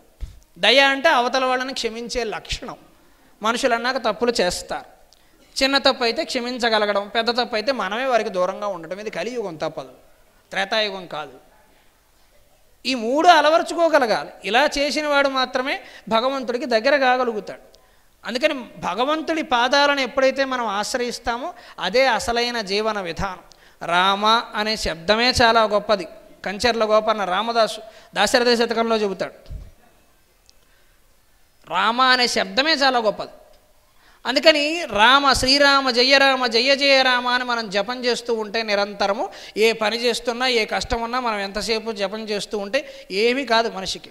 హాయిగా చక్కగా జపం చేసుకుంటూ ఉండొచ్చు. రా కలుషంబులెల్ల బయలంబడద్రోచిన మా కవాటమై దీకొని బ్రోచు. రా కలుషంబులెల్ల బయలంబడద్రోచిన మా కవాటమై దీకొని బ్రోచు. నిక్కమిది ధీయుతులైన తదీయ వర్ణముల్ గైకొని భక్తితో నుడువ. ధీయుతులైన తదీయ వర్ణముల్ గైకొని భక్తితో నుడువ. ధీయుతులైన తదీయ వర్ణముల్ గైకొని భక్తితో నుడువ. కానరుగాక విపత్పరంపరల్ తాకొనునే జగజ్జనుల దాశరథి కరుణాపయోనిధి. దాశరథి అంటే రామచంద్రమూర్తి ఒక్కడే కాదు, వ్యాకరణం చదువుకున్న వాళ్ళందరికీ తెలుస్తుంది. దశరథ కుమారుడు దాశరథి. దశరథుడికి ఎంతమంది కుమారులు? రాముడు, లక్ష్మణుడు, భరతుడు, శత్రుఘ్నుడు, నలుగురు దాశరథులే. వ్యాకరణం ప్రకారం చెప్పాలంటే నలుగురు దాశరథులే. తద్ధితం ప్రయోగం దాశరథులే. కానీ ప్రసిద్ధంగా ఎవరు దాశరథి? రామచంద్రమూర్తి దాశరథి. లక్ష్మణుడిని, భరతుడిని, శత్రుఘ్నుడిని మనం దాశరథి అని పిలవం, భగవంతుడిని పిలుస్తాం. అందుకని అది ప్రసిద్ధంగా అలా స్థిరపడింది. కానీ తర్కం ప్రకారం చెప్పాలంటే దాశరథి అంటే మిగిలిన ముగ్గురు కూడా దాశరథులే. మనమందరం కూడా దాశరథులమే, దానికే ఉంది. రామచంద్రమూర్తిలో ఉండగలిగితే మనమందరం కూడా దాశరథులు. ఉండగలగాలి, అదేం తేలికైన విషయం కాదు. ఆయనకున్న ఒక 30 లక్షణాలలో ఒక్క లక్షణాన్ని మనం 10 రోజులు ఆచరించగలిగినా కూడా మనం అనుగ్రహం పొందినట్టే లెక్క. 10 రోజులు ఉండడం కష్టం, 10 రోజులు ఉండడం కష్టం. ఏటా సత్యనారాయణ స్వామి వ్రతాలు చేసేవాళ్ళు ఉన్నారు. గృహప్రవేశానికి చేస్తారు, వివాహానికి చేస్తారు, మొక్కుకుంటే చేస్తారు, అన్నీ చేస్తారు. కానీ సత్యం మాట్లాడవయ్యా అంటే మాట్లాడు. సత్యనారాయణ స్వామి వ్రతం దేనికి? ఎక్కడ సత్యం ఉంటే అక్కడ నారాయణుడు ఉంటాడు అని నీకు చెప్పడం కోసం సత్యనారాయణ వ్రతం. సత్యనారాయణ స్వామి కథ మీ అందరికీ తెలుసును, నేను చెప్పక్కర్లా. వ్రత కథ విని విని విని మీ అందరికీ కంఠస్థం వచ్చేసింది ఈపాటికి. అందులో అందరూ అబద్ధాలు చెప్పినప్పుడు కష్టాలు ఎదుర్కొంటూ ఉంటారు, నిజం చెప్పగానే మళ్ళీ సుఖపడుతూ ఉంటారు. అంటే అర్థం ఏమిటి? సత్యానికి కట్టుబడి ఉండమని. ప్రసాదం తీసుకోకపోతే స్వామివారికి ఆగ్రహం వస్తుందా? ఆయన ఏమన్నా చిన్నపిల్లాడా ఆగ్రహం రావటానికి? మనలాగా ఆయనకి ఆగ్రహం అనుగ్రహం వేరువేరుగా ఉంటాయా? అంతా అనుగ్రహమే, ఆగ్రహం ఎక్కడది? ఆయన అరిషడ్ వర్గాలను జయించాడు కదా. కామము, క్రోధము, లోభము, మోహము, మదము, మాత్సర్యము అన్నింటినీ జయించిన భగవంతుడు భక్తుడు పొరపాటున ప్రసాదం తినలేదనో, తింటుంటే నేల మీద పడిందనో, అనుకోకుండా కొబ్బరికాయ కుళ్ళిపోయిందనో, అనుకున్న మొక్కు అనుకున్న సమయానికి తీర్చలేదనో మన మీద కక్ష పన్నాగం పడతాడా? ఇదేమన్నా తెలుగు టీవీ సీరియలా? కక్షలు పెంచుకోవటానికి ఏమన్నా చక్రవాకమా? ఎందుకు పెంచుకుంటాడు? ఆయన భగవంతుడు. భక్తుల పట్ల కక్ష కడితే ఆయనకి ఏమొస్తుంది? ఇవన్నీ మనం భయపడిపోతుంటాం. కాకపోతే చిన్నపిల్లలకి ఈ జాగ్రత్త చెప్పకపోతే వాళ్ళు అశ్రద్ధ చేసే అవకాశం. నువ్వు తలనీలాలు ఇస్తావు అన్నావంటే ఇవ్వాలి రా అబ్బాయి అని చెప్తాం. అమ్మ రేపిచ్చినా ఏం కదంటే కుదరదు, ఇవాళ ఇస్తా అన్నావు ఇవాళ ఇవ్వాలి. వాళ్ళకి చెప్పాలి, తప్పదు. ఎందుకంటే వాడు తేలిగ్గా తీసుకుంటాడు, లోకువుగా తీసుకుంటాడు. ఏం కాదుగా, ఇది చేయకపోయినా పర్వాలేదుగా అనుకుంటాడు. ఇలా అనుకున్నవాడు రేపు వ్యాపారంలో కూడా పెద్దయ్యాక మోసాలు చేస్తాడు. ఏం కాదు, డబ్బులు ఎగ్గొట్టినా ఏం కాదు, నాన్నగారు చెప్పారు చిన్నప్పుడు అంటాడు. అలా అవ్వకూడదు కాబట్టి మనం కాస్త ఖచ్చితంగా ఉంటాం. అంటే అక్కడ తలనీలాలు ఇవ్వటం ఇవ్వకపోవటం కంటే కూడా ఇస్తానని మనం ఇచ్చిన మాట ప్రధానం. స్వామివారికి మీరు ఇస్తానని చెప్పారు, ఏదో ఫలానా పని చేస్తానన్నారు, ఏవో కొన్ని ప్రదక్షిణలు చేస్తానన్నారు, ఆ మాట ప్రధానం. ప్రదక్షిణలు చేసిన, హారతి ఇచ్చిన, అగరబత్తులు స్వామివారికి ఇచ్చిన ప్రధానంగా ఎన్నిసార్లు తిప్పుతారండి? 3 సార్లు తిప్పుతారు. ప్రదక్షిణలు 3. మన ఉత్సాహం కొరకు మనం జిమ్ములో చేయలేనివన్నీ ఇక్కడ చేస్తే అది వేరే విషయం. కానీ ప్రధానంగా చేసేది 3 ప్రదక్షిణలు చేస్తారు తప్పనిసరి. అయితే 3 ఎందుకు? త్రిగుణాలు, సత్వగుణం, రజోగుణం, తమోగుణం. మొదటి ప్రదక్షిణలో తమో గుణాన్ని విడిచిపెట్టాలి. అంటే నిద్ర, బద్ధకం, రాక్షసత్వం, ఆలస్యం, చేయకూడని పనులు చేయటం, మోసాలు చేయటం, ఇవన్నీ ఆ గుణాన్ని విడిచిపెట్టాలి. రెండవ ప్రదక్షిణ చేస్తున్నప్పుడు రజోగుణాన్ని విడిచిపెట్టాలి. రజోగుణం అంటే పక్క వాళ్ళతో పోల్చుకోవటం. మానవులకి ఎక్కువ సమస్యలు వచ్చేది ఈ గుణంతో. వాడు బాగానే ఉంటాడు, సుఖంగా ఉంటాడు, ఊరికే ఉండగా ఎదురింటికి ఒక పెద్ద కారు వచ్చింది, మనం కొనలా కారు అనుకుంటాడు. వాడు కొన్నాడు, వాడు పెట్రోల్ కొట్టించలేకపోతున్నాడేమో, వాడు అప్పు చేసి కొన్నాడేమో, కట్టింది 10 రూపాయలు, ఈఎంఐ 8 లక్షలు ఉందేమో, నీకేం తెలుసు? వాడు చెప్పుకోలేకపోతున్నాడేమో బయటికి. ఎందుకు ఊహిస్తారు అనవసరంగా? వాడికి స్తోమత కుదిరితే కొనుక్కుంటాడు, మనకు లేకపోతే లేదు. పోల్చుకోకూడదండి, ఎప్పుడు పోల్చుకోకూడదు. దురదృష్టవశాత్తు రామచంద్రమూర్తితో పోల్చుకున్నావా? వీలు కాదు. మళ్ళీ ఎందుకు? ఆయనతో పోల్చుకుంటే మనం సత్యం మాట్లాడాలి, ధర్మంగా ఉండాలి, ఒక్క అమ్మాయినే పెళ్లి చేసుకోవాలి, పిల్లల్ని బాగా పెంచాలి, ఎంత కష్టం, చాలా కష్టం కదా ఇవన్నీ. అది చెయ్యం. ఎదుటింటి పాపయ్యతోనూ సుబ్బారావుతోనూ పోల్చుకుంటాం మనం. ఇక్కడ గొప్పవాళ్ళతో పోల్చుకోవచ్చునుగా, వివేకానందుడితో పోల్చుకోవచ్చునుగా, రమణ మహర్షితో పోల్చుకోవచ్చునుగా. మనుషులే కదా వాళ్ళందరూ, మన ముందు బ్రతికిన మనుషులే కదా. ఈరోజు తరంలో కూడా గొప్పవాళ్ళు చాలామంది ఉన్నారు కదా. ప్రవచనకర్తలు ఉన్నారు, ధర్మంగా బ్రతుకుతున్న వాళ్ళు ఉన్నారు, అధికారులు ఉన్నారు, కొంతమంది మంచివాళ్ళు, కొంతమంది ఎక్కువ మంది లేరు, కొంతమంది ఉన్నారు. వాళ్ళతో పోల్చుకోవచ్చును కదా. వాళ్ళతో పోల్చుకుంటే వచ్చే సమస్య ఏంటంటే మనం కూడా అంతే నిజాయితీగా ఉండాలి. అది మనిషికి కష్టం. అందుకని మనిషి ఏం చేస్తాడు, ఎవరితో సౌకర్యమో వాడితోనే పోల్చుకుంటాడు. మనకు తప్పు చేయాలని ఉందనుకోండి, ఆ తప్పు చేసిన వాడితో పోల్చుకుంటాం. మనకు పేకాడాలని ఉందనుకోండి, మనం ఏం చేస్తాం, ఆయన కూడా ఎదురింటి ఆయన కూడా పేకాడాడు కానీ బాగానే ఉన్నాడుగా అంటాం. ఆయన బాగానే ఉన్నాడు, నువ్వు ఉండకపోవచ్చు, నువ్వు చెప్పలేం కదా. పోల్చుకునేది మంచి వాడితో పోల్చుకోగలగాలి. పోల్చుకుంటే మంచి ఉద్దేశాలతో పోల్చుకోవాలి. అంత గొప్పవారు కదా, అంత గొప్పవారు కదా. పెద్దవాళ్ళకి ఉదాహరణకే చెబుతున్నా. చిన్నప్పుడు నాన్నగారికి సన్మానాలు అయితే నేను ఇలాగ ఆయన వెనకాల నేను వచ్చేవాడిని. చిన్న పిల్లాడినప్పుడు ఆయనకి దండ ఇస్తే నేను తీసుకునేవాడిని, ఏదో ఇలాంటి జ్ఞాపికలు ఇస్తే తీసుకునేవాడిని. నాకు అవి సరదాగా ఉండేది. ఇంటికి వెళ్ళి నేను అలంకరించుకునేవాడిని. నాన్నగారికి ఇచ్చే కిరీటాలు కావాలి, నాన్నగారికి ఇచ్చే పళ్ళు కావాలి, నాన్నగారికి ఇచ్చే మొమెంటోలు కావాలి. కానీ నాన్నగారి జీవితంలో చాలా కష్టపడి పైకి వచ్చారు, నువ్వు కష్టపడి రావా? అది కూడా ప్రధానం. మరి పోల్చుకుంటే అన్నీ పోల్చుకో. నాన్నగారికి బట్టతలు వచ్చింది, నీకు కూడా వస్తుంది, సిద్ధపడు. నాన్నగారి పాండిత్యం కావాలి, బట్టతలు వద్దంటే ఎలాగా? అది కూడా వస్తుంది, తప్పదు. ఆయన అంత గొప్పవాడు అయిపోవాలి, సన్మానాలు జరగాల, బట్టతలు వద్దా అంటే అంత మన సౌకర్యమే ఇక్కడ. అంటే పోల్చుకుంటే గొప్ప గొప్ప వ్యక్తులతో కూడా అన్నింటినీ పోల్చుకోగలగాలి, అంత దీక్షగా ఉండగలగాలి. రా కలుషంబులెల్ల బయలన్బడద్రోచిన మా కవాటమై దీకొని బ్రోచు నెక్కమది. రామ అనే శబ్దంలోనే రా కలుషంబులెల్ల బయలన్బడద్రోచిన. రా అనే ఒక్క అక్షరము లోపల ఉన్న కల్మషాలని, కలుషాలని అన్నింటినీ కూడా బయటికి పంపించేస్తుంది. మనం శరీరంలో కూడా కలుషాలు రాకుండా ఎలా బయటకు పంపించేస్తామో, రామ అనే శబ్దంలో రా అనే అక్షరం లోపల ఉన్న కుళ్ళుని, కుతంత్రాలని, పక్క వాళ్ళని నాశనం చేయాలని ఆలోచనల్ని, పోల్చుకోవడాలని వగైరా వందల ఆలోచనలు బయటికి దోసేస్తుంది. మా కవాటమైది కొన్ని బ్రోచు నిక్కమది. మా కొత్త కష్టాలు రాకుండా చేస్తుంది, కొత్త కష్టాలు రాకుండా చేస్తుంది. మనం ఈరోజు జీవితాన్ని తాజాగా ప్రారంభించాలంటే ఏం చేస్తామండి? ఉదాహరణకి 5 ఏళ్ళు అడ్డమైన గడ్డి తిని ఆరోగ్యం పాడైందనుకోండి, డాక్టర్ గారు మనకు ఏదో చక్కగా మనకు వైద్యం చేసి మన బాగు చేశారు. అప్పుడు మొదటి రోజున మనం ఎలా మొదలు పెడతాం? సరే ఇప్పటివరకు వెళ్ళిపోయిన కుళ్ళంతా వెళ్ళిపోయి మళ్ళీ తాజాగా మొదలు పెడదాం, ఈసారి మంచి ఆహారమే తీసుకుందాం అని కాస్త జాగ్రత్తగా తీసుకుంటాం కదా. మొదటి రోజే మనం నూనెలు వేసుకుని తినేయం కదా. అలాగే భక్తిలో సైతం మనం ఏం చేస్తాము అంటే, దేవాలయానికి వచ్చినప్పుడైనా ఎప్పటికైనా ఆలస్యమేం మించిపోలా, ఎప్పటికైనా మనం తెలుసుకుని స్వామి జరిగింది ఏదో జరిగిపోయింది, తప్పులు చేసేసాను. కొన్ని గరికపాటి వారు చెబితే, చాగంటి వారు చెబితే కొన్ని సరి చేసుకున్నాను. ఈరోజు దేవాలయంలో మరికొన్ని విషయాలు తెలిసాయి, ఈ రోజు నుంచైనా నా పద్ధతి మార్చుకుంటా అని చెప్పి ముందు లోపల ఉన్న కలుషాలను బయటకు పంపించాలి. కుళ్ళు కుతంత్రాలన్నింటి ముందు బయటకు పంపించాలి. జరిగిపోయింది, మనం ఏం చేయలేమండి. నిన్న మనం తెలుసో తెలియకో కొన్ని తప్పులు చేశాం. ఇందులో కూడా ఒక చిన్న విచక్షణ భక్తులు గమనించాలి. తెలియక చేసిన తప్పులను స్వామివారు కూడా తీసుకుంటారు. మనం బాధపడితే ఆయన పాదాలను ఆశ్రయిస్తే దానికి పశ్చాత్తాపంతో తొలగిపోతుంది. తెలియక చేసిన తప్పులకి, తెలిసి చేసిన తప్పులకి వేరే మార్గమే లేదు, అనుభవించడమే. అందుకని తెలిసి తప్పు చేయొద్దు. తెలియక తప్పులు చేసేది చిన్నపిల్లలు, వాళ్ళకి తెలియదు, అది తప్పు అని తెలియదు, సరైనది తెలియదు.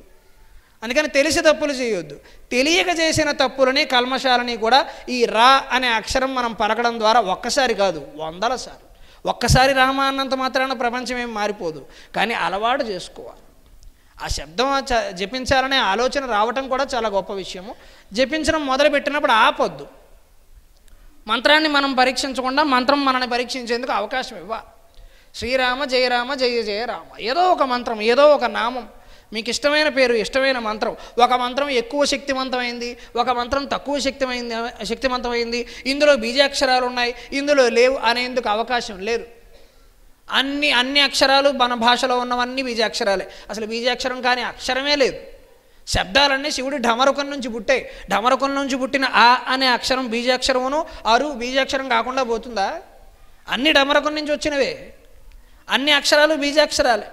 అందుకని మంత్రాన్ని మనం పరీక్ష పెట్టద్దు, మంత్రం మనని పరీక్షిస్తుంది. దానికి పరీక్షించే అవకాశాన్ని మనం ఇవ్వగలగాలి. అందుకని మనం నిరంతరం కష్టం వచ్చినా, సుఖం వచ్చినా, కష్టం వచ్చినా, సుఖం వచ్చినా, దైవీ భాగవతంలో చెప్పారు, దుఃఖాధికాన్ పశ్చేత్ సుఖే పశ్చేత్ సుఖాధికాన్. మనకు బాగా కష్టం వచ్చింది అనుకోండి, రామచంద్రమూర్తిని గుర్తు తెచ్చుకోవాలి. ఎందుకంటే చరిత్రలో అటువంటి కష్టాలు పడినవాడు ఇంకొకటి లేడు. మనకు ఒక కష్టం రాగానే మనం ఏమనుకోవాలి, అబ్బా శ్రీరామచంద్రుడికే తప్పలేదు, మనకు తప్పుతుందా, ఆయన చూసుకొని ఆయన నామస్మరణ చేసుకొని మనం కూడా కానిచ్చేయటమే అనుకుంటాం. ఏదో అమ్మాయికి కష్టపడి వచ్చింది, సీతాదేవిని తలుచుకోవాలి, ఆవిడికే తప్పలేదు కాపురంలో కష్టాలు. ఎక్కడో పాపం ఎక్కడో రావణాసురుడి చెరలో బంధింపబడింది, వచ్చాక కూడా అగ్ని పరీక్షలు అన్నారు, 100 పరీక్షలు పెట్టారు. అగ్ని పరీక్ష విషయంలో కూడా చాలామందికి సందేహం, రాముడు అనుమానించాడని. రాముడు అనుమానించలా, అక్కడ పరీక్ష పెట్టకపోతే రేపు 100 మంది కలియుగంలో సీతాదేవి గురించి ఇష్టం వచ్చినట్టు మాట్లాడతారు. అందుకని పరీక్ష పెట్టాడు. సీతాదేవి మహాసాధ్వి అని రామచంద్రమూర్తికి తెలుసును, ఆయనకేం అనుమానం లేదు అక్కడ. కానీ చూసే వాళ్ళందరికీ కూడా అనుమానం కుదరాలి, రేపు ఎవడో వెనక్కి వెళ్ళేవో వంకర వ్యాఖ్యలు చేయకూడదు. అందుకని అగ్ని ప్రవేశం అని. అంతేగాని ఆవిడ మీద ఆయనకేం కోపం లేదు, ఉంటే ఇంకొక పెళ్లి చేసుకునేవాడు కదా, ఆ ఆలోచనే లేదు రామచంద్రమూర్తికి. అందుకని సీతాదేవి మహాసాధ్వి మహాపతివ్రత అని ప్రపంచానికి చాటి చెప్పడం కోసం అగ్ని పరీక్ష. అగ్నియే ఎందుకు? అగ్ని అన్నింటికంటే పవిత్రమైనది. అగ్ని పరీక్షలో అమ్మవారు నగ్గిందా లేదా? నగ్గింది. కాబట్టే మనం ఆవిడ గురించి మాట్లాడాం. పరీక్ష జరగకపోతే చెప్పలేము. కలియుగంలో సోషల్ మీడియా వచ్చాక, కామెంట్లు వచ్చాక ఎవడికి ఇష్టం వచ్చింది వాడు పెడతాడు, ఇష్టం వచ్చిన మాటలు మాట్లాడతారు. ఇవన్నీ ఊహించే రామచంద్రమూర్తి అటువంటి ఆలోచనకు ఆస్కారం ఇలా ఒక్కడు మాట్లాడినా కూడా నేను ఒప్పుకోను నా సీతాదేవి గురించి. కావాలంటే అగ్నిప్రవేశం చేస్తుంది. అగ్నిప్రవేశం ఎంతసేపు? అమ్మవారి పాతివ్రత్యం ముందు అగ్ని ఎక్కడ నిలబడుతుంది? మంచులాగా జలబడిపోయింది, మంచులాగా జలబడిపోయింది. అమ్మవారు బయటకు వచ్చింది, అదిగో నా సీతాదేవి, చెప్పాను కదా ఎంత గొప్పదో అని రామచంద్రమూర్తి ప్రపంచానికి చాటాడు. హనుమంతుడు సుందరకాండలో భాగంగా హనుమంతుడు రావణాసురుడి దగ్గరికి వెళ్ళినప్పుడు, హనుమంతుడు పరాక్రమానికి నిజానికి రావణాసురుడు కూడా ఒక లెక్క కాదు. హనుమంతుడు ఎవరు? సాక్షాత్తు శివుడి అంశ. రావణాసురుడు ఎవరి భక్తి వల్ల ఇంత తారాస్థాయికి వచ్చాడు? శివభక్తి. హనుమంతుడు తలుచుకుంటే రావణాసురుని ఏమీ చేయలేడా? హాయిగా చేయగలడు, తోకతో జాడించి వచ్చేస్తాడు కావాలంటే. కానీ హనుమంతుడిని ఏం చేయమని చెప్పారో అది మాత్రమే చేశాడు. నువ్వు రావణాసురుడిని చంపిరావయ్యా అని చెప్పలా. రావణాసురుడి మీద హనుమంతుడు ఏదైనా పెత్తనం చెలాయించి ఉంటే మాటలు ఎలా వచ్చేవండి? రాముడు వీరుడనే మాట రాదు కదా, రాముడు చక్రవర్తి అనే మాట రాదు కదా. అందుకని హనుమంతుడు, అమ్మ ఎందుకమ్మా నీకు ఈ కష్టాలు, నా వీపు మీద ఎక్కమ్మా, హాయిగా నన్ను తీసుకెళ్ళిపోతానమ్మా. ఈ రావణాసురుడు మన ఏం చేస్తాడమ్మా అంటే, హనుమా నువ్వు నా బిడ్డలాంటి వాడివి, నువ్వు పిలిచావు చాలా సంతోషం, నీతో రావటం కంటే అంత గొప్ప సంతోషం నాకు ఇంకొకటి లేదు. కానీ నేను అలా వచ్చేస్తే రామచంద్రమూర్తి గురించి అందరూ తక్కువ చేసి మాట్లాడతారు. రావణాసురుడు ప్రపంచం అందరికీ తెలిసే విధంగా నన్ను ఎత్తుకొచ్చాడు. ప్రపంచం అందరికీ తెలిసే విధంగా రావణాసుర వధ జరగాలి, శ్రీరామచంద్రమూర్తి నన్ను ఏలుకోవాలి, అది నాకు అసలైన గౌరవం. నువ్వు బిడ్డవి, నువ్వు నా కొడుకు లాంటి వాడివి, నీతో రావడానికి నాకేం అభ్యంతరం లేదు. కానీ రామచంద్రమూర్తి వస్తేనే అది అసలైన విజయం. ఎందుకు? రామచంద్రమూర్తి అయోధ్యకు కాబోయే చక్రవర్తి, చక్రవర్తి భార్యకే ఇంత పరిస్థితులు ఉంటే మామూలు వాళ్ళకేంటనే ప్రశ్న వస్తుంది కదా. తర్వాత దానికి సమాధానం స్త్రీమూర్తుల జోలికి వస్తే ఇలా ఉంటుంది అని రామచంద్రమూర్తి రుజువు చేసేందుకు ఆవిడ ఒక అవకాశాన్ని కల్పించింది. లేకపోతే హనుమంతుడు తీసుకురాలేడా? తల్లిని తీసుకొచ్చినట్టు హాయిగా తీసుకొచ్చేస్తాడు. అంత గొప్ప నామస్మరణ. అందుకని రా కలుషంబుల బయలంబెడద్రోచిన మా కవాటమై నీకు దీకొని బ్రోచు నిక్కమది ధీయుతులైన తదీయ వర్ణములు భక్తి చేయగైకొని నుడువరుగాక. ఎంతోమంది పెద్దవాళ్ళు మహాత్ములు మీరు ఏమి చేయక్కర్లా, రామస్మరణ మాత్రం చేస్తే చాలు, నామస్మరణ చేస్తే చాలు, నామస్మరణ చేస్తే చాలు అని చెప్పినా కూడా మనిషికి 100 సందేహాలు వస్తాయి కానీ నామస్మరణ చేయడండి. అది ఎక్కడ ఆశ్చర్యమో కానీ 20,000 ఖర్చు పెట్టి పలానా పని చేయవయ్యా అంటే చేస్తాడండి. రూపాయి ఖర్చు లేని వ్యవహారం నామస్మరణ చేయరా అంటే నామస్మరణ చేస్తే అయిపోతుంది ఏమిటి? నేను అటు నుంచి ఒక 400 సార్లు అన్నాను, ఇంకా ఏం అవ్వలేదు. 400 సార్లకే అయిపోతే మహర్షులు ఋషులు వీళ్ళందరికీ ఎందుకు ఇంతకాలం పట్టిందండి? అంతంత గడ్డాలు ఎందుకు పెరిగిపోయేయండి? కూర్చున్న చోటనే చెదలు ఎలా పట్టేయండి? కూర్చున్న చోటనే పక్షులు గూడు కట్టాయి మహర్షులకి. ఎంత గొప్పగా తపస్సు చేసేవారంటే, పక్షి మామూలుగా ఎక్కడైనా గూడు కడుతుందా? అది గూడు కట్టే చోట మనం వేలు ఎలా అంటే అక్కడ గూడు కట్టదు. అది అక్కడ మానవ స్పర్శ ఉంది, నాకేదో ప్రమాదం ఉంది నా బిడ్డలు కనుకుంటుంది, గూడు కట్టదు అక్కడ. అది పక్షి గూడు కట్టే చోట మీరు ఆ ప్రాంతంలో ఒక 2 సార్లు ఆ పొల్లలు అటు ఇటు కదపడం కానీ మీ చేతితో ఇలా రాసి చూడండి, పక్షి గూడు పెట్టదు. ఇంక అక్కడ ఇక్కడికి ఎవరో వచ్చేసారు, నా బిడ్డలకు ప్రమాదం, నేను పెట్టనట్టు. అటువంటి పక్షి గూడు ఒక మహర్షి నెత్తి మీద పెట్టింది అంటే ఎంత కదలకుండా ఉంటే అక్కడ పెడుతుందండి. మరి అంత కనబడితే, అంత తారాస్థాయిలో తపస్సు చేస్తే దైవతత్వం మనకు అర్థమవుతోంది. అంత తేలిగ్గా మనం 4 సార్లు శ్రీరామ అంటే మోక్షం వచ్చేస్తుందా? అంత తేలిగ్గా రాదు. కానీ కష్టపడాలి, ప్రయత్నం మానొద్దు. కొన్నిసార్లు భయంకరమైన ప్రయత్నానికి కూడా లొంగనటువంటి భగవంతుడు చిన్న ప్రేమకు లొంగిపోతాడు. మీరు అనుకోవచ్చు, అబ్బా ఇది ఎక్కడ కష్టం, మరి మనం 100 సంవత్సరాలు చేసిన మహర్షులకి ఋషులకే కుదరలేదట, మరి మనం ఎలా భగవంతుడిని సొంతం చేసుకోవాలి అని. మనం భగవంతుడిని సొంతం చేసుకోవాలంటే ఒకటే, లోపల ఉన్న కల్మషాలని బయటకు తొయ్యాలి, అరిషడ్ వర్గాలను జయించే ప్రయత్నం చేయాలి. ఏం చేసినా, ఏం మాట్లాడినా, ఏం చూసినా అన్నీ శ్రీరాముడి గురించే మనకు ఆలోచనలు రాగలగాలి. అప్పుడు ఒక్క నిమిషం చాలు మోక్షం రావటానికి. నిమిషం చాలు. ఒక్కొక్కసారి నిమిషం కూడా సరిపోతుంది, ఒక్కొక్కసారి 10 కోట్ల జన్మలు కూడా సరిపోవు. ఎందుకు? తీవ్రత లేదు. కష్టం వచ్చినప్పుడు మనకున్న తీవ్రత వేరు, సుఖపడినప్పుడు మనకున్న తీవ్రత వేరు. కష్టం వచ్చినప్పుడు మనం చాలా తీవ్రంగా కోరుకుంటాం, ఈ ఒక్క కష్టం తొలగిస్తే స్వామి ఇంక నీ పాదాలు వదిలిపెట్టను నేను. సుఖం రాగానే వదిలేస్తాం మనం. మనం అనుకున్న కోరిక తీరగానే వదిలేస్తాం మనం. అప్పుడు మళ్ళీ మనం 100 షరతులు పెడతాం. మనం మంగళవారం గుడికి వస్తానని, కానీ రాలేదులే, అయినా మొన్న ప్రవచనంలో చెప్పారు మంగళవారం అనుకుని బుధవారం వెళ్ళినా ఏం కాదట కదా, అప్పుడు వెళ్ళొచ్చులే. ఇది ముందెందుకు చేయాలా? కష్టం తీవ్రత ఆ స్థాయిలో ఉంది. ఆ రోజు నెత్తి మీద తాండవం చేస్తుంది కష్టం అక్కడ. అప్పుడు భగవంతుడే అన్నీ అనిపించాడా? సుఖం వచ్చేటప్పటికి మర్చిపోతామా? ఏం పర్వాలేదులే స్వామి, ఈ ఏడాది కుదరలేదు, సర్దుకో, వచ్చే ఏడాది వస్తావులే.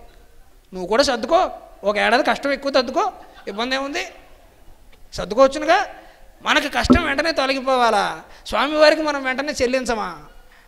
మన ఆలోచన విధానాన్నే భగవంతుడు గమనిస్తాడండి. అంటే కష్టం వచ్చినప్పుడు భజన చేయటం ఆంధ్ర భక్తులు చేసే పనే, అందరం చేస్తాం నాతో సహా. కానీ సుఖం వచ్చినా కూడా దానిని ఆస్వాదించకుండా ఏ భక్తుడైతే నిరంతరం నామస్మరణ చేస్తాడో రామచంద్రమూర్తి వాడికేసి ఆసక్తిగా చూస్తాడు. వీడు రాసులైన భక్తుడు. ఇంకా సుఖం వచ్చినా దాన్ని ఆస్వాదించట్లేదు వాడు. ఎందుకు? ఆ బోడి సుఖం కంటే రామచంద్రమూర్తి నామస్మరణే ఇంకా సుఖంగా అనిపిస్తుంది వాడికి. వీడు అసలైన భక్తుడు. ఆ ఆలోచన విధానం ముఖ్యమండి. ఆ తీవ్రత ఉంటే ఆసక్తి ఉంటే ఒక్క పిలుపుకే రామచంద్రమూర్తి పలుకుతాడు. కానీ ఆ పిలుపులో అంత తీవ్రత ఉండాలి, అనుమానాలు ఉండకూడదు, తీవ్రత ఉండాలి. తీవ్రత ఉంటే స్వామివారు దొరుకుతాడు. అందుకని ఎంతోమంది మహానుభావులు చెప్పినా కూడా భక్తులకి ఇంకా అనుమానం. మరొక మాటలో దాశరథ చెబుతాడు, భండన భీముడు అర్థజన బాంధవుడు ఉజ్వల బాణతోణ కోదండ కళా ప్రచండ భుజతాండవ కీర్తికి రామమూర్తికి రెండవ సాటి దైవమిక లేడనుచున్. భండన భీముడు అర్థజన బాంధవుడు ఉజ్వల బాణతోణ కోదండ కళా ప్రచండ భుజతాండవ కీర్తికి రామమూర్తికి రెండవ సాటి దైవమిక లేడనుచున్. గడగట్టి భేరిక దండడ దండడండ నినదమ్ముల జండము నిండ మత్తవే దండము నెక్కి చాటెదను దాశరథి కరుణాపయోనిధి. భండన భీముడు అర్థజన బాంధవుడు. ఇందులో ధ్వని అనుకరణ శబ్దం కూడా పెట్టారు చూసారా? అంటే నేను ఎలా చెబుతానయ్యా, రామచంద్రమూర్తికి రెండవ సాటి దైవం ఇక లేడనుచు. రాముడిని మించిన దేవుడు లేడు అని చెప్పి ఎక్కడ చెబుతానయ్యా అంటే, మంచి భేరిక, ఒక పెద్ద శబ్ద భేరి లాంటిది ఒకటి తీసుకుని, ఒక పెద్ద డప్పు లాంటిది, దాని మీద నేను శబ్దం కొట్టి ఢంకా వాయించి చెబుతా రామచంద్రమూర్తిని మించిన దేవుడు లేడు. ఢంకా వాయించి చెబుతాను. ఆ శబ్దాన్ని కూడా కంచెర్ల గోపన్న పద్యంలో బంధించాడు. దండడండ నినదమ్మల జండము నిండ మత్తవే దండము నెక్కి చాటెదను దాశరథి కరుణాపయోనిధి. మత్త వేదండము నెక్కి చాటెదను. వేదండము అంటే ఏనుగు, అది కూడా మత్త వేదండము, మదించిన ఏనుగు. గజేంద్ర మోక్షణం అంతా మదించిన ఏనుగే. దాని మదజలం దిగడానికి చాలా సమయం పట్టింది. పోతన గారు 120 పద్యాలు రాసేదాకా దాని మదజలం దిగలా. ఇంకా అంత అహంకారం. నాకు కనబడ్డా, నాకెందుకు కనబడ్డు, నేను అంత గొప్పవాడిని, ఇంత గొప్పవాడిని, నా చెమటల వల్ల ఈ అడవి అంతా అభివృద్ధి అయింది, ఎవరూ నీళ్లు పోయలేదు ఇక్కడ, నేను 10 లక్షల కోట్ల ఆడ ఏనుగులకి నేను ఒక్కడనే మగాడిని. ఇంత అహంకారం ఉన్న చోట భగవంతుడు ఉంటాడా? అహంకారాలు మమకారాలు ఉన్న చోట భగవంతుడు ఉండడండి. ప్రేమ, లాలిత్యం, నిష్కల్మషమైన మనస్సు ఉన్న చోట భగవంతుడు ఉంటాడు. గజేంద్ర మోక్షణం ప్రయాణం అంతా అదే ప్రయాణం. అహంకారం నెమ్మదిగా మొసలి ఇంకొంచెం బిగించే కొద్దీ అహంకారం దిగుతోంది. ఇక్కడ పెద్ద పద్యం చెప్పింది నానానేక పయూధములని, మొసలి ఇంకొంచెం గట్టిగా కొరికింది, అప్పుడు కొంచెం తగ్గింది. కలడందురు దీనులేడ కలడందురు పరమయోగి కడలు పాలన కలడందురు అన్ని దిశములను కలడండనడివాడు కలడో లేడో. అప్పుడు కాస్త ఆలోచన వచ్చింది దైవం గురించి. అది కూడా సందేహం, ఉన్నాడో లేడో, అన్ని దిక్కుల్లో ఉన్నాడు అంటున్నాడు, అందరిలో ఉన్నారంటున్నారు, అందరిలో ఉంటే మరి నాకు కనపడాలిగా, నన్ను కాపాడాలిగా. ఎందుకు కాపాడాలి? నీకు అంత తీవ్రత ఉందా? అనుమానం. నీకు అనుమానం ఉంటే భగవంతుడు దొరకడు, స్పష్టత ఉంటే భగవంతుడు దొరుకుతాడు. అప్పుడు దొరకలా. ఇంకొంచెం గట్టి ప్రయత్నం చేస్తే ఇంకొంచెం ఇంకా కొరికింది, అప్పుడు మొసలి అబ్బా ఇంకా నొప్పెట్టింది, అప్పుడు ఇంకొంచెం అహంకారం తగ్గింది, ఇంకొంచెం తగ్గింది, అంతా తగ్గి స్వామి నువ్వు తప్ప ప్రపంచంలో ఇంకేమీ లేదయ్యా, ఇది ఒక్కటే నిజం అన్నప్పుడు భగవంతుడు కనబడ్డాడు. అందుకని మత్తవేదండమును ఎక్కి చాటదను దాశరథి కరుణాపయోని. ఏమని చాటుతావు? భండన భీముడు అర్థజన బాంధవుడు. రాముడికి 2 గొప్ప లక్షణాలు ఉన్నాయి. భండన భీముడు, భండనం అంటే యుద్ధం. యుద్ధంలో భీముడు అంటే నిజానికి భీముడు కాదు. ఎందుకు? ఇది త్రేతాయుగంలో జరిగిన కథ రామచంద్రమూర్తిది. అది ద్వాపరయుగం, అప్పటికి భీముడు లేడు. భీమం అంటే చాలా శక్తి కలిగిన వాడు, ఎక్కువ భీకరంగా ప్రయత్నించగలిగిన వాడు, భయంకరుడు. అందుకని యుద్ధం చేయడంలో చాలా భయంకరమైన గుణం కలిగిన వాడు. రామచంద్రమూర్తి అభినయం చాలా స్వల్పంగా మారిపోతుందండి. ఒకవైపు చండ ప్రచండంగా బాణాలు వేస్తూనే ఇటువైపు ఎవరన్నా వచ్చి ఏమన్నా అర్థిస్తే వెంటనే ముఖ కవళికలు మారిపోయి ఏం కావాలి నాయనా అని అడుగుతాడు. ఒకవైపు తీవ్రంగా యుద్ధం చేస్తూ ఉంటాడు, ఇటుపక్క దానం చేస్తూ ఉంటాడు. అది రామచంద్రమూర్తి లక్షణం, వీరుడికి ఉండే లక్షణం. మనకి కూడా ఇలాగే జరుగుతుంది. పొద్దున్నే ఆఫీసులో ఏదో చికాకు వస్తుంది, వెంటనే మళ్ళీ ఏదో సంతోషం కలిగించే సన్నివేశం జరుగుతుంది. ఎక్కడ నటించాల్సింది అక్కడ నటించాలి, ఎక్కడ చెప్పే డైలాగ్ అక్కడ చెప్పేయాలి. అదో నాటకం ఇదో నాటకం. ఏది నిజం గనక రమణ మహర్షి జీవితంలో ఒక ఆశ్చర్యకరమైన కథ జరిగింది. చాలా కథలుగా చెబుతారు వారి గురించి. చాలా స్ఫూర్తిదాయకమైన పాత్ర, పెద్దవాళ్ళ ప్రసంగాల్లో కూడా విన్నాం. రమణ మహర్షి దగ్గరికి ఒక మలయాళీ భక్తుడు వచ్చి, స్వామి నేను మీ జీవిత చరిత్ర రాశాను, మీరు దీని మీద ఒక ముందు మాట రాస్తే బాగుంటుంది, మీరు చెబితే పుస్తకం బాగా అమ్ముడవుతుంది అన్నట్టు. రమణ మహర్షి చూసుకుని వీడికి అమ్ముడవడం మీద ఉన్న శ్రద్ధ భగవంతుని మీద లేదు, వేదవసంత అనుకుని శ్రద్ధ అన్నట్టు ఒక మలయాళీ భక్తుని పిలిచేట, దీని సంగతి ఏమిటో చూడాలి. అతను ఒక వారం రోజులు ఆ పుస్తకాన్ని చదివి, మలయాళీ భక్తుడు చదివి స్వామివారి దగ్గరికి వచ్చి, స్వామి మీరు దీని మీద ముందు మాట ఎలా రాస్తారు? అతను మీకు పెళ్ళయిందని, మీకు పిల్లలు ఉన్నారని, వాళ్ళని వదిలేసి మీరు ఇక్కడికి వచ్చి సన్యాసం చేస్తున్నారని రాసేసాడండి, అందులో నిజం లేదు, అదంతా అబద్ధం కదా అన్నట్టు. రమణ మహర్షి చక్కగా పుస్తకం తీసుకుని సంతకం పెట్టి, అంటే ఇప్పుడు వాడు చెప్పింది మాయ, నువ్వు నేను మాట్లాడుకుంటుంది నిజం అనుకుంటున్నావా? ఇదొక మాయ అదొక మాయ వెళ్ళవయ్యా అంటే ఈ భక్తుడు ఉండి స్వామివారితో మాట్లాడుకుంటుంది, వాడేదో నిజం అనుకుంటున్నా ఇక్కడ. అంటే నువ్వు నిజమని నీ అభిప్రాయమా, నేను నిజమని నీ అభిప్రాయమా? మనము ఒక నాటకంలో ఉన్నాం, వాడు ఇంకో మహానాటకంలో ఉన్నాడు, జగన్నాటక సూత్రధారి అన్నీ నడిపిస్తున్నాడు పో. అంతేగాని ఏదో అయిపోతుంది అనుకోలా, అంత తీవ్రంగా జీవితాన్ని తీసుకోక్కర్లా. మనం నిర్ణయాలు తీసేసుకోక్కర్లేదండి. ఏ పని చేయాలో ఆ పని, ఆ సమయానికి ఏ డైలాగ్ చెప్పాలో అది. భర్తగా నీ డైలాగ్ ఏంటి? నేను బాగా చూసుకుంటాను చెప్పేయి. భార్యగా నీ డైలాగ్ ఏమిటి? నేను బాగా చూసుకుంటాను చెప్పేయి. పిల్లల పట్ల ఏం చేయాలి చేసేయి. తీవ్రంగా తీసేసుకోవద్దు. భార్య లేకుండా నేను ఉండలేను, పిల్లలు లేకుండా నేను ఉండలేను. ఉండగలవు, ఇంతకు ముందు కూడా ఉన్నావు, వాళ్ళు అప్పుడు లేరు. 20 ఏళ్ళు వాళ్ళు లేకుండానే ఉన్నావు, ఉండగలవు. అబద్ధాలు ఆడొద్దు, ఉండగలవు. ఎవరు లేకపోయినా ఉండగలవు. ఉన్నావుగా అంతకుముందు. ఉండను అన్న తర్వాత చాలామంది ఉన్నారే, సమస్య ఏం కాదే. ఉండకపోతేనే ఉండడం ఎలాగో తెలుస్తుంది, ఉన్నంత వరకు తెలియదు. ఉన్నంత వరకు మనం ఆధారపడతాము, లేరనుకోండి ఏం చేస్తాం? ఆధారపడటం మానేసి మన పనులు మనమే చేసుకుంటాం. మన పనులు మనం చేసుకోగలమనే విషయం మనకి ఎప్పుడు తెలిసింది? వాళ్ళు ఉండకుండా పోయినప్పుడు. ఆలోచన చేయాలి కదా. ఉండగలం, ఎందుకు ఉండలేము? హాయిగా ఉండగలం, నిర్భీతిగా ఉండగలం. కొంత బాధ కలుగుతుంది, ఒక ఏడాది ఏడుస్తాం, ఏడాదిన్నర ఏడుస్తాం, తర్వాత మార్చుకోమా జీవితాన్ని? అనుకున్న వాళ్ళందరూ మనం ఆపితే మాత్రం ఉంటారా? అది సాధ్యమయ్యే పనైనా? ఎవరు టికెట్ పిలిస్తే వాళ్ళు వెళ్ళిపోతారు. మన టికెట్ ఎప్పుడప్పుడు వస్తుంది, సిద్ధంగా ఉండడమే. ఆ సిద్ధంగా ఉండేటప్పుడు జపం చేయాలి కదా. ఎప్పుడు పిలుస్తాడో తెలియదు, రేపు పొద్దున పిలవచ్చు, మరుసటి నిమిషం పిలవచ్చు, ఎల్లుండి పిలవచ్చు, ఎవడికి తెలుసు? మన తేదీ ఏమైనా మనకి చెప్పారా? నీ టికెట్ నెంబర్ ఇదని. మన మరణం ఎప్పుడో మనకు తెలియదు. మరి తెలియనప్పుడు మనం ఏం చేయాలి? ఇప్పటి నుంచే నామస్మరణ చేయటం ప్రారంభం చేయాలి. ఎందుకు? మరణించే నిమిషంలో నువ్వు నిద్రపోయేటప్పుడు నీ ప్రాణం పోయిందనుకోండి, నువ్వు నామస్మరణ చెయ్యవు, పీడకలలు కంటూ కూర్చున్నావు అక్కడ, మరి జీవితం వ్యర్థమైపోయింది, మళ్ళీ ఇంకో జన్మెత్తాలి దీనికోసం. మనిషి ఏమనుకుంటాడు? బ్రతకడం సుఖము, మరణించడం దుఃఖం అనుకుంటాడు. కానీ తత్వశాస్త్రం ఏం చెప్పిందంటే బ్రతకడమే దుఃఖం, మరణించడం సుఖం. ఎందుకని? ఈ తెప్పలేం పడక్కర్లా, ఎవరికి సమాధానం చెప్పక్కర్లా, అప్పులు వాడు ఫోన్ ఎత్తక్కర్లా, ఎవరికి సమాధానం చెప్పక్కర్లా, నువ్వే గొప్ప అని పొగడక్కర్లా. ఏ పని చేయక్కర్లేదు కదా, అది సుఖమైన పని కదా. దానికి సిద్ధంగా కాళ్ళు చాపుకుని ఉండొచ్చు కదా. నేను ఇంకా ఉంటా ఎందుకు? వెళ్ళిపోవచ్చు హాయిగాను. ఎవరు ఉండమండి అంటే మనం ఉంటాం అనుకున్నంత మాత్రాన ఉండిపోము, మనం వెళ్ళిపోతాం అనుకుంటే మాత్రం వెళ్ళిపోము. మనకని ఒక సమయం నిర్దిష్టమైంది, నిర్దేశితమైంది. ఆ సమయానికి భగవంతుడు మనల్ని తీసుకెళ్తాడు. అవి చాలా పుణ్య ఘడియలు. మనలో ఉన్న ఒక చిన్న దీపం కొండ మీద ఉన్న పెద్ద దీపంలో కలిసిపోయే సమయం అది. అంటే మనం భగవంతుడి నుంచి బయటపడ్డాం, మళ్ళీ భగవంతుడిలోనే కలిసిపోతాం. భగవంతుడిలో గడిచిపోవటం పుణ్య ఘడియలు అవుతాయి కానీ పాప ఘడియలు ఎందుకు అవుతాయండి? అవి పుణ్య ఘడియలే. ఎప్పుడో అప్పుడు రానివ్వండి, సిద్ధంగా ఉందాం. కానీ బ్రతికినంతకాలం మనిషికి భగవంతుడు ఇంద్రియాలు ఇచ్చాడు, చేతులు ఇచ్చాడు, కాళ్ళు ఇచ్చాడు, కళ్ళు ఇచ్చాడు, ముక్కు ఇచ్చాడు, అన్ని అవయవాలు ఇచ్చాడు. దాని ద్వారా నువ్వు ఏం చేయగలవో సమాజానికి ఆలోచించు. ఈ సమాజం నాకేం చేసిందనే ప్రశ్న వేయకు. సమాజానికి నువ్వేం సమర్పించగలవో చెప్పు, అది ముఖ్యమైన విషయం. సమాజానికి నువ్వేమి ఇవ్వగలవు? భండన భీముడు ఆర్తజన బాంధవుడు. ఎవరైనా ఆర్తితో శ్రీరామచంద్రమూర్తిని ప్రార్థించి నన్ను కాపాడవయ్యా అంటే టక్కున కాపాడతాడు. ఒక రాయి రూపంలో ఉన్న అహల్యని చక్కగా స్త్రీగా మార్చి సంస్కరించాడు. వాలి సుగ్రీవుల మధ్య తగాదాన్ని తీర్చాడు.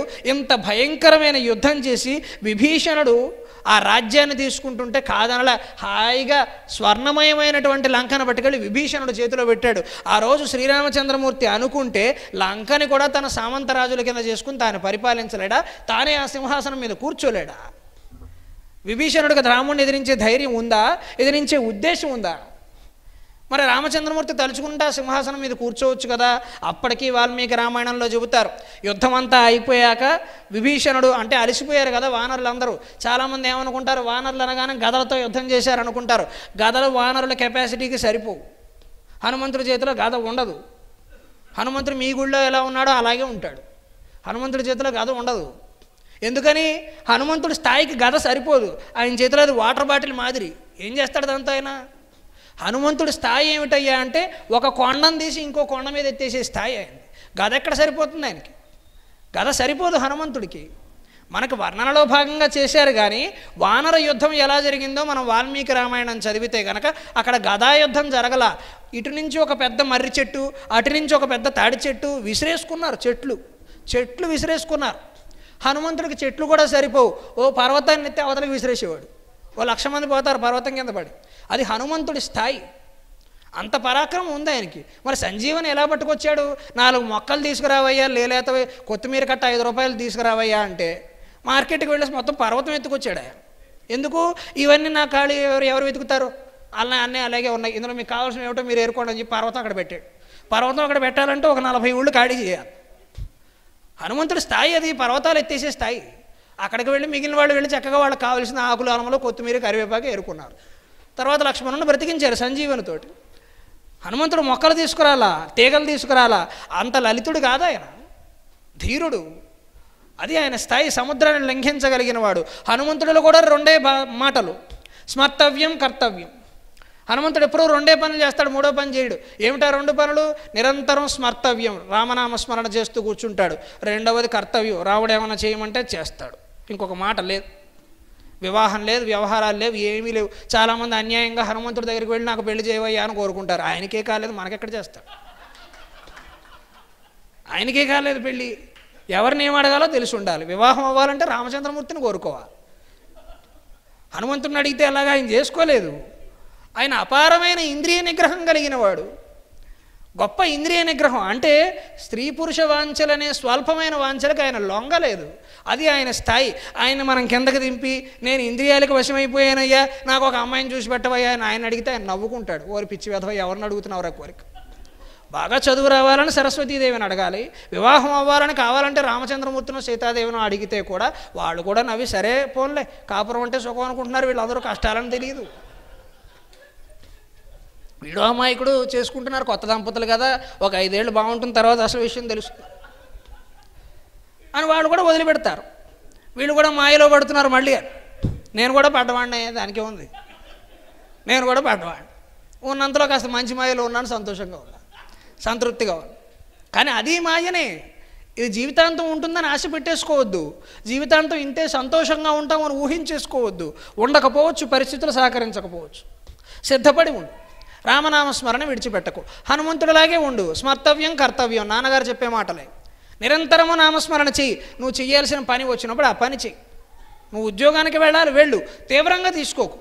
ఏదో అయిపోతుంది, నేను లేకపోతే ఆ ఉద్యోగం లేదు, నేను లేకపోతే ఆ వ్యవస్థ లేదు, నా మీదే వ్యవస్థ అంతా ఆధారపడింది, ఇంత తీవ్రంగా తీసుకోవాల్సిన అవసరంలా. నీ పనేదో నువ్వు చెయ్యి. స్మర్తవ్యం, నామస్మరణ చెయ్యి. పని ఏం లేదు, కూర్చో, నామస్మరణ చేసుకో.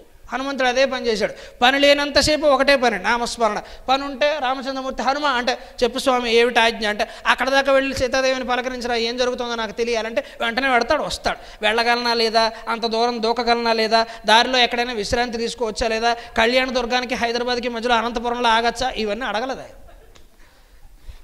రాముడు వెళ్ళమన్నాడు, వెళ్ళటమే. రామ బాణానికి తిరుగులేదు, రామ బాణానికి విరామము లేదు. ప్రయాణం చేయటమే, ఆలోచించలా. అంగదుడు, మిగిలిన వాళ్ళు, జాంబవంతుడు, వీళ్ళందరూ లెక్కలు కడుతున్నారు. నేను 100 అడుగులు దూకుతా, నేను 120 దూకుతా అని లెక్కలు కడుతూ ఉంటే హనుమంతుడు గట్టు మీద కూర్చుని నామస్మరణ చేసుకుంటున్నాడు. రామచంద్రమూర్తి హనుమంతుని కిందకి పిలిచి లంకకు వెళ్ళి అనగానే మొదలుపెట్టేశాడు ఫ్లైటు. అది ఆయన స్థాయి. లంకకు వెళ్ళి సీతాదేవి ఎలా ఉందో పలకరించి రావయ్యా, అక్కడ ఉందని ఒక సూచన అందుతోంది మనకి, అమ్మవారిని పలకరించి క్షేమ సమాచారం కనుక్కొని రా అని చెప్పారు. రావణాసురుని నాశనం చేయని చెప్పుంటే చేసి వచ్చేవాడు. కానీ రాముడు నిన్ను నాశనం చెయ్యగలడు అని ఒక చిన్న రుజువు చూపించి వచ్చాడు. అందుకే తోకతో మొత్తం కాల్చాడు. నేనే ఇలా ఉంటే రామచంద్రమూర్తి ఎలా ఉంటాడో చూసుకో అని చెప్పటం, ఇది ఒక ట్రైలర్, ఇదొక మాదిరి యుద్ధం. వచ్చాక యుద్ధం ఎలా ఉంటుందో చూడు. రామభక్తుడు రామదూతే ఇంత తీవ్రంగా ఉంటే అసలైన రామచంద్రమూర్తి స్థాయి ఎలా ఉంటుందో ఊహించుకో అని చెప్పడం రావణాసురుడికి. అందుకని క్షేమ సమాచారం తెలుసుకురామంటే తెలుసుకొచ్చాడు. మళ్ళీ గట్టు మీద కూర్చున్నాడు, రామనామస్మరణ మొదలుపెట్టాడు. రాముడు పక్కనే ఉన్నాడే, రామనామస్మరణ మొదలుపెట్టాడు. ఎందుకు? ఆత్మారాముడు ఆత్మనిష్టలో మునిగిపోయాడు హనుమంతుడు. రాముడు పక్కనే ఉండొచ్చు, అదొక రూపం, నువ్వు అనుకుంటున్నావు అదొకటే రాముడు అని లేదు. అనంతమైన రూపాలను శ్రీరామచంద్రమూర్తి ధరించాడు. కాబట్టి ఎదురుగా ఉన్న రాముడిని చూస్తూనే కూర్చోకుండా మనసులో నిష్టగా ఆత్మారాముడిని ధ్యానిస్తూ హనుమంతుడు ఎప్పటికీ ఆ నామస్మరణ ఆపడు. అందుకని భండన భీముడు ఆర్తజల బాంధవుడు, ఆర్తులను కాపాడడంలోనూ అవసరమైన వాళ్ళను రక్షించడంలోనూ కూడా రామచంద్రమూర్తికి రామచంద్రమూర్తే సాటి, మరొకరెవరు కూడా సాటి రారు. రామచంద్రమూర్తి లక్షణాలే చెబుతూ మనం ఎలా ఉండాలో కూడా నిత్య జీవితంలో ఒక పద్యంలో చెప్పారు, దాశరథి శతకంలో. చాలా ప్రసిద్ధమైన పద్యం. బొంకని వాడే యోగ్యుడు అరిభూపతులెత్తిన చోట చివ్వకున్ జంకని వాడే జోదు. బొంకని వాడ యోగ్యుడు అరిభూపతులెత్తిన చోట చివ్వకున్ జంకని వాడే జోదు. రభసంబున అర్ధికరంబు సాచినన్ గొంకని వాడే దాత మిము కొల్చి భజించిన వాడేపో నిరాతంక మనస్కుడెన్నగను దాశరథి కరుణాపయోనిధి. బొంకనివాడ యోగ్యుడు. ఇదే పద్యాన్ని నిజానికి దాశరథి శతకంలో బొంకనివాడ యోగ్యుడు అరిబృందములెత్తిన చోట అని మనకు చాలా పుస్తకాల్లో కనబడుతుంది. కానీ అరిబృందములు అంటే ఎత్తిపోతుంది. అది కంచెర్ల గోపన్న రామదాసుల వారు ఆ తప్పు చేశారని నేను అనుకోను. మనకి పాతకాలం గ్రంథాలన్నీ ప్రక్షిప్తాలు కదా, తాళపత్ర గ్రంథాలు. ఇప్పుడున్న డిజిటల్ టెక్నాలజీ అప్పుడు లేదు. ఒక ఆకు వెనకాల ఇంకొక ఆకు కట్టడం. అందుకని ఆ అక్షరం ఏదైనా చెరిగిపోతే ఇంకొకళ్ళు ఎవరైనా నింపే ప్రయత్నం చేయటమో, ఆ కాగితాన్ని ఇంకొకళ్ళు కట్టే ప్రయత్నం చేసామో తాళపత్ర గ్రంథాల మీద చేసి ఉంటాం. అందుకని అరిబృందములు అంటే యతిస్థానం తప్పుతుంది. తెలుగు పండితులకు తెలుస్తుంది. అరిభూపతులు అంటే సరిపోతుంది. బొంకనివాడ యోగ్యుడు అరిభూపతులెత్తిన చోట చివ్వకున్ జంకనివాడే జోదు. రామచంద్రమూర్తికి లక్షణాలన్నీ ఉన్నాయి. బొంకనివాడ యోగ్యుడు. యోగ్యుడు అంటే ఎవరయ్యా అంటే ఎప్పుడూ అబద్ధం ఆడని వాడు మాత్రమే యోగ్యుడు. మరి అబద్ధం అసలు జీవితంలో ఆడకూడదంటే ఎలాగా? ఆడడానికి కూడా అవకాశాలు ఉన్నాయి. వారిజాక్షులందు వైవాహికములందు ప్రాణవిత్తమాన భంగమందు చకిత గోకులాగ్ర ధర్మరక్షణమందు బొంకవచ్చు అఘము పొందడధిప. ఇన్ని సందర్భాల్లో అబద్ధాలు హాయిగా ఆడుకోవచ్చు. ఏ పాపం లేదు. వారిజాక్షులందు ఆడపిల్లల విషయంలో అంటే ఆడపిల్లను మోసం చేయమని కాదు, అక్కడ నాన్నగారు చెప్పే మాటే చెబుతున్నా బాగుంటుంది కాబట్టి. సంసారంలో సత్యభాషణం కంటే సరసభాషణమే చాలా ముఖ్యం. నువ్వు ఫ్యాక్ట్ చెప్పేయకూడదు, అక్కడ అందంగా ఉందని మెచ్చుకోవాలి. ఉన్నా లేకపోయినా అదే చెప్పాలి. ఆవిడ మనసుకు ఆనందం కలిగించేది ఏమిటి? నువ్వు మాత్రం అంత అందంగా ఉన్నావా? బాణ పొట్టేసుకుని బట్టతలు వేసుకుని అందవికారంగా లేవు. పెళ్లి చేసుకున్నప్పుడు నీకెలా ఉన్నాయి, ఇప్పుడు ఎలా ఉన్నావు? మరి ఆవిడ కూడా అంతే. వయసు బట్టి మనసు మారుతుంది, శరీరంలో మార్పులు వస్తాయి. మనస్సుకి ఏది ఆనందం కలిగిస్తుందో అది మాట్లాడాలి. అన్యోన్య దాంపత్యానికి ఒక రహస్య సూత్రం. నేను చాలా చిన్నవాడిని ఆ మాట మాట్లాడడానికి, కానీ శాస్త్రాలు చెబుతున్న సూత్రం చెబుతున్నా.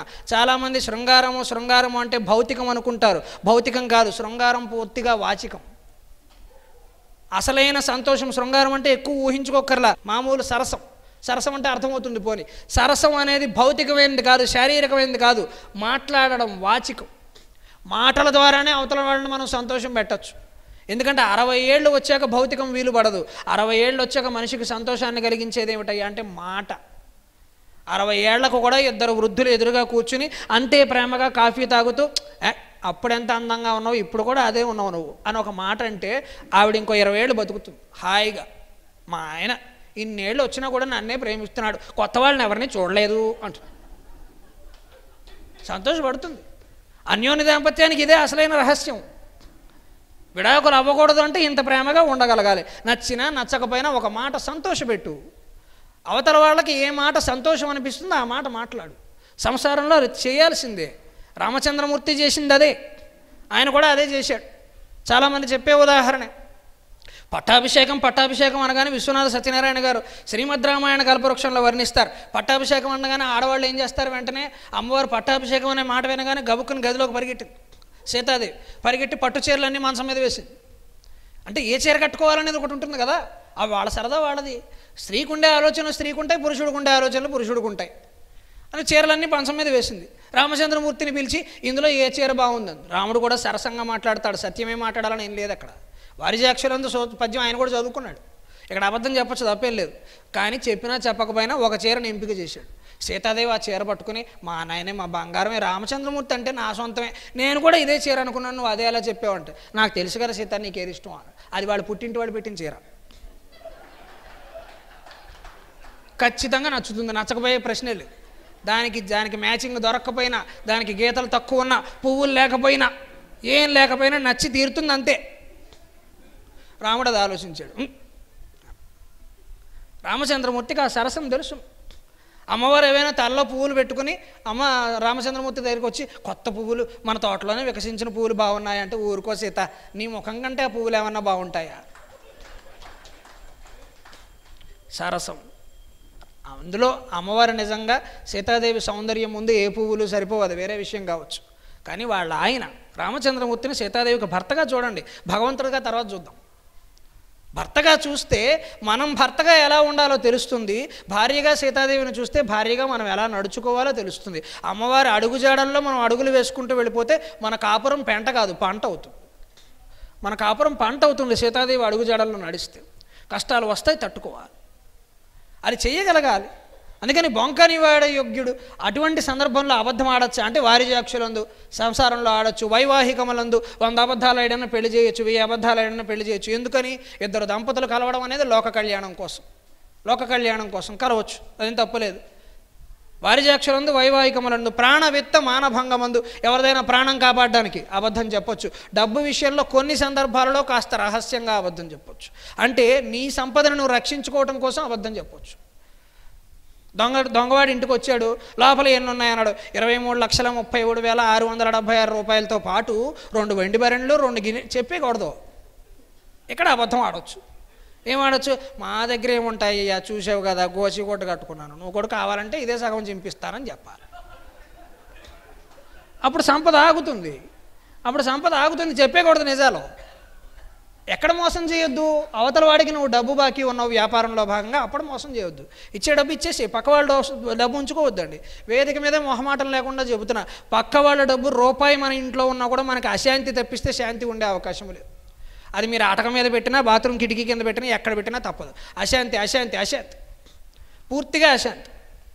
నేను ఆంధ్రప్రదేశ్ కేంద్రీయ విశ్వవిద్యాలయంలో అసిస్టెంట్ ప్రొఫెసర్గా నాకు ప్రభుత్వ ఉద్యోగం వచ్చాక నాకు నేనుగా ఎవరిని సంప్రదించకుండా మా అమ్మా నాన్నల పాదాలకు నమస్కరించి నేను తీసుకున్న నిర్ణయం ఏమిటి అంటే, భగవంతుడు నాకు ఎంత ఆయుర్దాయం ఇస్తే అంత, నన్ను ఎంతమంది ప్రవచనాలకు పిలిస్తే అన్ని ప్రవచనాలకి నేను ₹1 కూడా పారితోషికం తీసుకోకుండానే ప్రవచనాలు కావాలంటే వేదిక మీద చెప్పడం కాదు, నేను వేదిక దిగాక కార్యకర్తలను అడగండి, నేను పుచ్చుకున్నాను, ప్రశ్నే లేదు. భగవంతుడు నాకు స్థిరమైన ఆదాయ మార్గాన్ని చూపించాడు.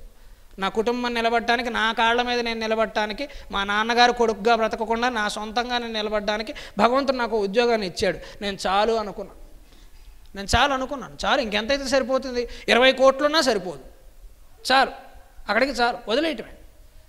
హిందూ ధర్మానికి ఆ మాత్రం చేయలేమా? చదువుకున్న 4 మాటలు మంచి వేదిక మీద చెప్పలేమా? ఒక గట్టు మీద ఒక రైతు కూర్చుని నన్ను వచ్చి పద్యం పాడవయ్యా నేను బాగుపడతాను అంటే నేను వచ్చి పద్యం పాడతా. ఎందుకంటే అతను హిందూ ధర్మం గురించి ఆలోచిస్తాడు.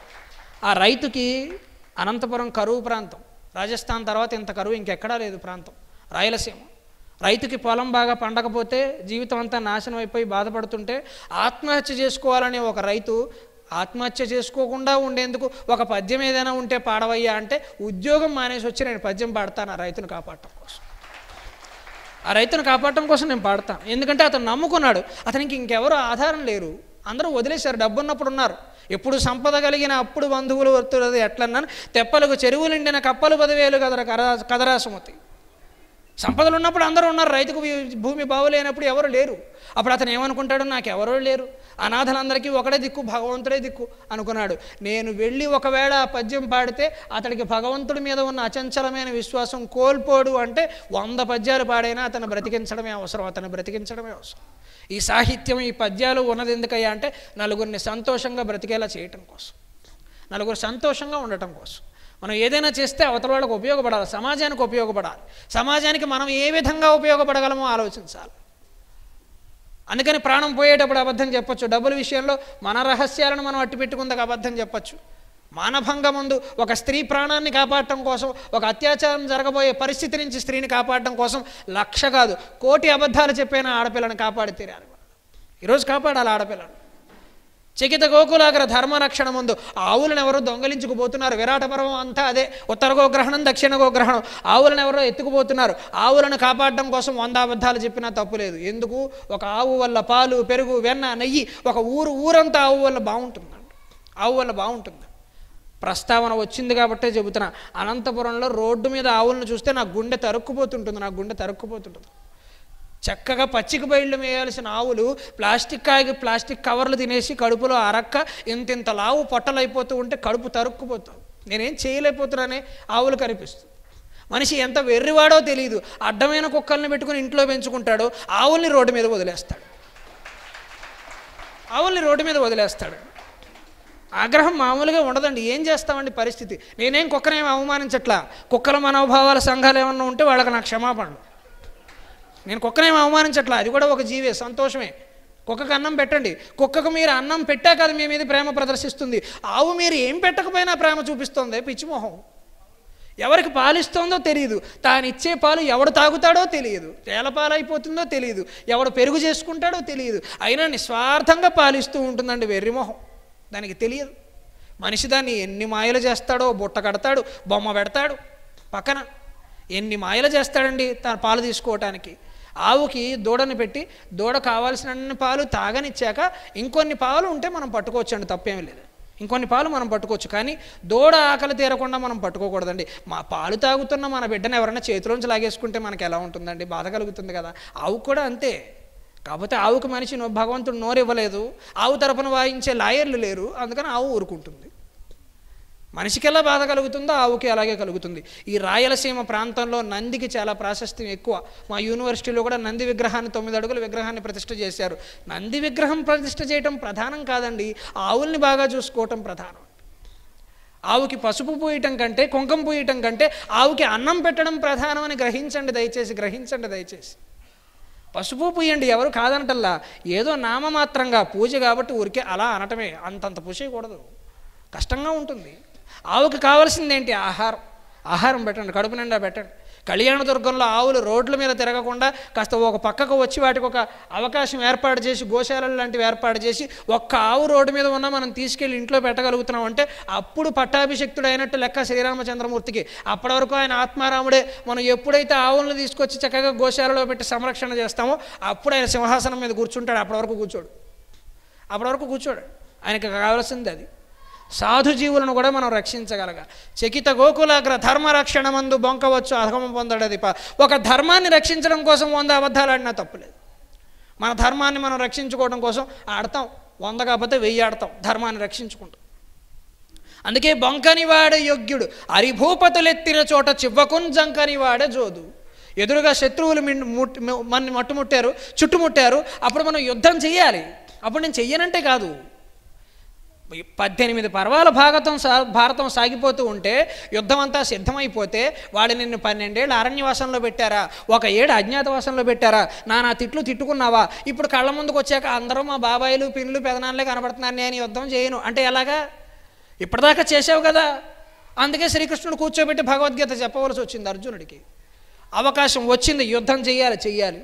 ఇది మనం ఎలా సమన్వయం చేసుకోవాలి? మనం కలియుగంలో ఉన్నాం కదా, మనం నిజంగా ఇప్పుడు ఏమైనా బాణాలు అవి వేసే అవకాశం ఉందా యుద్ధం చేయమంటే? కాదు, మనం కూడా శత్రువులతో యుద్ధం చేయాలి. కానీ మరి ఈ కలియుగంలో ఉన్న మనుషులకి శత్రువులు ఎవరండి? వాళ్ళు యుద్ధ భూమిలో కనబడరు, మన లోపలే కనబడతారు. ఎవరు? మనకు 6 శత్రువులు ఉన్నారు. వారినే అరి షట్ వర్గాలు అన్నారు. అరి అంటే శత్రువు, షట్ అంటే 6 వర్గాలు, 6 ఉన్నారు. ఎవరయ్యే వాళ్ళు అంటే కామము, క్రోధము, మోహము, లోభము, మదము, మాత్సర్యం. ఈ 6 నీ లోపల ఉన్నాయి అంతఃశత్రువులు. నువ్వేమనుకుంటున్నావు? ఎదుటివాడు నా శత్రువు అంటున్నావు. అది నీకు మాత్రమే అనిపిస్తుంది, నాకెందుకు అనిపించట్లా అంటే నువ్వు వాడు నీ శత్రువు అని అనుకుంటున్నావు. అనుకోవడం అనేది ఎక్కడ జరుగుతుంది? వాళ్ళలో జరుగుతుందా, నీలో జరుగుతుందా? నీలో జరుగుతుంది. అంటే నువ్వు అనుకోవటం మానేస్తే వాడు నీ శత్రువు కాదు కదా. అనుకోవటం ఎప్పుడు మానేయగలవు? క్రోధం అనే లక్షణాన్ని నువ్వు విడిచిపెడితే మానేయగలవు. కామము, క్రోధము, లోభము, మోహము, మదము, మాత్సర్యం అన్నింటిలో కామమే అన్నింటికీ మూలము. వీటి నుంచే అన్నీ పుట్టే. ఒక కోరిక కలిగింది, అది తీరలేదు, క్రోధం వచ్చింది. అది నా దగ్గరే ఉండాలి, పిసినారితనం, లోభం. అది లేకుండా నేను బ్రతకలేను, మోహం. అది నా దగ్గరే ఉండాలి, ఎదుటివాడి దగ్గర కూడా ఎలా ఉంది? మాత్సర్యం. ఈ కామం లేకపోతే అవి లేదు. కామం అంటే కూడా ఏదో శృంగారం ఊహించుకోకర్లా. కామం అంటే కోరిక. ఇష్టకామ్య ఫలసిద్ధిరస్తు అని అర్చకులు ఆశీర్వదిస్తారు. అంటే అతను కోరుకున్న కోరిక ఏదో తీర్చవయ్యా. అది మంచి కోరిక అయి ఉండాలి, అది వేరే విషయం. అందుకని కామం లేకపోతే మిగిలిన 6 వర్గాలు లేవు. అందుకని కోరికలను అదుపు చేసుకోవాలి. కోరికలు లేకపోతే దేవాలయానికి వచ్చేవాళ్ళు ఎవరు? అందరికీ ఏవో కోరికలు ఉన్నాయి. నేను కూడా కోరికలతోటే వచ్చాను. మనం మాయలో ఉన్నాం కదా, సంసారిక జీవితంలో ఉన్న సంసార సాగరంలో మునిగాం. కొన్ని కోరికలు తప్పదు. బాగా చూసుకోమనో, పెళ్లి చేయమనో, పెళ్లి చేస్తే పిల్లల్ని ఇవ్వమనో, పిల్లల్ని చేస్తే మంచి కాలేజీ చదివించమనో, వాడికి మళ్ళీ పెళ్లి చేయమనో, వాడికి మళ్ళీ పిల్లలు, ఇదే ఉంటుంది మనకు తంతు. కోరడం అయితే తప్పదు కదా. కానీ ఎన్ని కోరికలను కోరతాము రామచంద్రమూర్తిని? ఎన్ని కోరికలు కోరగలము? అందుకని ఏం చెబుతున్నాడంటే దాశరథి శతకంలో, కోరికలు కోరడం అంటే ఊరికే కోరుతూ పోవటం కాదు, నామస్మరణ నిరంతరం చేస్తూ రామచంద్రమూర్తికి మీ జీవితాన్ని సమర్పించండి. ఆయన ఏది ఇస్తే తీసుకోండి. రామచంద్రమూర్తి పాదాల దగ్గర అభిషేకానికో పూజకో వాడిన పువ్వు మీ చేతిలో పెట్టారనుకోండి, దానికి కొన్ని రేకులు తెగిపోయాయి అనుకోండి, తీసుకోవటం మానేస్తారా? పువ్వు అందంగా లేదని తీసుకోవటం మానేస్తారా? ఇచ్చిన పువ్వు బహుశా వాడిపోయి ఉంటుంది, తీసుకోవటం మానేస్తారా? ప్రసాదంలో ఉప్పు ఎక్కువ అవుతుంది, తీసుకోవటం మానేస్తారా? అలాగే మీ జీవితాన్ని భగవంతుడి పాదపద్మాలకు సమర్పించండి. పట్టాభిరామస్వామికి మీ దేవాలయంలోనే ఆత్మారాముడిలో కనబడుతున్న రామచంద్రమూర్తికి సమర్పించండి మీ జీవితాన్ని. ఆయన ఏది ఇస్తే తీసుకోండి. ఆయన ఉద్యోగం ఇస్తే ఉద్యోగం చేయండి, ఇవ్వకపోతే నామస్మరణ చేస్తూ కూర్చోండి. ఉన్న పనే చేయండి, ఉన్నంతలోనే ఆనందంగా ఉండండి. నాకు ఇది కావాలని అడక్కండి. మనం ఒకటి కావాలని అడుగుతాం, కానీ దానివల్ల కొత్త ప్రమాదాలు వస్తాయనేది ఆయనకి తెలుసు, మనకు తెలియకపోవచ్చు. మనం ఇది కావాలి అని అడగొద్దు. స్వామివారికి నమస్కరించి, నాకు ఏమి ఇవ్వాలో నీకే తెలుసునయ్యా, నాకు అంత మెదడు లేదు, అంత శక్తి లేదు, అందుకని నాకేమి ఇవ్వాలో నువ్వు ఆలోచించుకో. నేను నిరంతరం శ్రీరామ శ్రీరామ శ్రీరామ జయ జయరామ అని జపం చేస్తూ ఉంటా. ఏమి ఇవ్వాలో నువ్వు చూసుకో, ఏరిస్తే చేసుకుంటా. అమ్మాయినిచ్చి పెళ్లి చేసావు, భర్తగా నా కర్తవ్యాన్ని నేను నిర్వర్తిస్తా. నువ్వు సీతాదేవిని ఎలా చూసుకున్నావో నేను అమ్మాయిని అలా చూసుకుంటా. నువ్వు డబ్బులు ఇచ్చావు, అనుభవిస్తా, అందులో కొంత దానం చేస్తా. నువ్వు ఏం చేయమంటే అదే చేస్తా. నేను తీవ్రంగా తీసుకో, ఇలా సమర్పించగల. అందుకని శత్రువులు ఎవరు అంటే మనిషికి యుద్ధరంగంలో కనబడరు, మన మనస్సు లోపల అంతఃశత్రువులు ఉన్నారు. వాళ్లే అసలైన శత్రువులు. బొంకని వాడే యోగ్యుడు హరిభూపతులెత్తిన చోట చివ్వకున్ జంకని వాడే జోదు, రభసంబున అర్ధి కరంబుజాచినన్ గొంకని వాడే దాత. మన ముందు ఎవరైనా యాచకుడు నిలబడి భవతి భిక్షాందేహి అంటే ఉన్నాయో లేవో అని ఎవరైనా తడబడుతున్నాడు అంటే అసలు అతనైన దాత కాదు. అడగంగానే తక్కువను తీసి ఇవ్వగలిగాడు అంటే అసలు అతలైన దాత. ఆ లక్షణాన్ని కూడా మనం కలిగి ఉండాలి. ఇది అందరూ కలిగి ఉండకపోవచ్చు. కొంతమంది బాగా పేదవారు ఉంటారు, ఆర్థికమైన ఇబ్బందులు పడే ఉంటారు, వాళ్ళకే 4 వేళ్ళు లోపలికి వెళ్ళవు, ఇంకేం దానం చేస్తారు? చెయ్యలేరు. అటువంటి వారి నుంచి దానాలు ఆశించమని కూడా శాస్త్రాలు చెప్పలేదు. అతనికి వీలైనంత చేస్తాడు. ఒకవేళ అక్కడికెక్కడికి 10 రూపాయలు దొరికింది అనుకోండి, ఒక పావలా హుండీలో వేయొచ్చును, పర్వాలేదు. ఆ పావలాకి ఒకటే కృపా కటాక్షాలు. 1 కోటి రూపాయల కిరీటం చేసినా ఒకటే కృపా కటాక్షం. తీవ్రత ఏ స్థాయిలో ఉందనేది ప్రధానం. నేను 1 కోటి రూపాయలు ఇచ్చాను కాబట్టి భగవంతుడు నా మీద ఎక్కువగా కృపా కటాక్షాలు వేచాలి, జరిగే పని కాదు. నువ్వు 1 కోటి రూపాయలు ఉందని అహంకారాన్ని ప్రదర్శించావంటే కొద్దిగా చూపించే కృప కూడా చూపించడం మానేస్తాడు. వీడికి డబ్బులే ఎక్కువ నాకంటే అనుకుంటా. అందుకని ఎవరైనా దాత మన ముందు చేయి చేస్తే వెంటనే ఇవ్వగలగడం గొప్ప లక్షణం. రామచంద్రమూర్తికి ఆ లక్షణము ఉంది. సత్యము మాట్లాడతాడు, యుద్ధం వస్తే తానేంటో చూపిస్తాడు. అతని ఎదురు నిలబడే యోధుడు లేడు. యోధుడు లేడు. అర్జునుడికైనా ఒక రవ్వ అటు ఇటు పడే అవకాశం ఉందేమో కానీ రామచంద్రమూర్తికి పడే అవకాశమే లేదు. అర్జునుడి బాణాలు కొన్నిసార్లు వెళ్ళాల్సిన మార్గంలో వెళ్ళకపోతే శ్రీకృష్ణుడు తన కాళ్ళతో రథాన్ని ఒక దెబ్బ తొక్కేవాడు. ఎందుకంటే ఇలా వెళ్ళాల్సిన బాణం ఇలా వెడుతుందో. అర్జునుడు అంత వీరుడు ఎందుకయ్యాడు, అంత యుద్ధం ఎందుకు బాగా చేయగలిగాడంటే జగన్నాటక సూత్రధారి తన రథం మీదే నాటకాన్ని నడిపిస్తున్నాడు అక్కడ. అందుకని మనం బాణం ఎటు వేసినా పక్కాల్సి వస్తుంది. కానీ రామచంద్రమూర్తిని ఇంకెవరో నడిపించాల్సిన అవసరంలా, నాటకం నడిపించేదే ఆయన. అందుకని ఆయన బాణానికి తిరిగి ఎక్కడుంది, అసలు తిరిగేలేదు. అందుకని తన బాణానికి తిరుగులేదు, తన మాటకి తిరుగులేదు, ఏది వెనక్కి తీసుకో. అందుకని గొంకని వాడే దాత మేము కొల్చి భజించిన వారేపో నిరాతంక మనస్కులెన్నగాను దాశరథి కరుణాపయోనిధి. అందుకని ఎవరైతే ఎప్పుడూ రామచంద్రమూర్తిని కొలుస్తూ కీర్తన చేస్తూ ఉంటారో వాళ్ళే అసలైన మనుషులు, మిగిలిన వాళ్ళందరూ మనుషులు కానట్టే లెక్క. రామచంద్రమూర్తి అన్నాను కదా అని రామచంద్రమూర్తి అనుకోవద్దు. శివుడైనా, పార్వతీదేవైనా, బ్రహ్మదేవుడైనా, సరస్వతీదేవైనా, ఎవరైనా మీరు ఏ ధర్మంలో ఉంటే ఆ ధర్మంలో, మీరు ఏ రూపంలో కోరుకుంటే ఆ రూపంలో.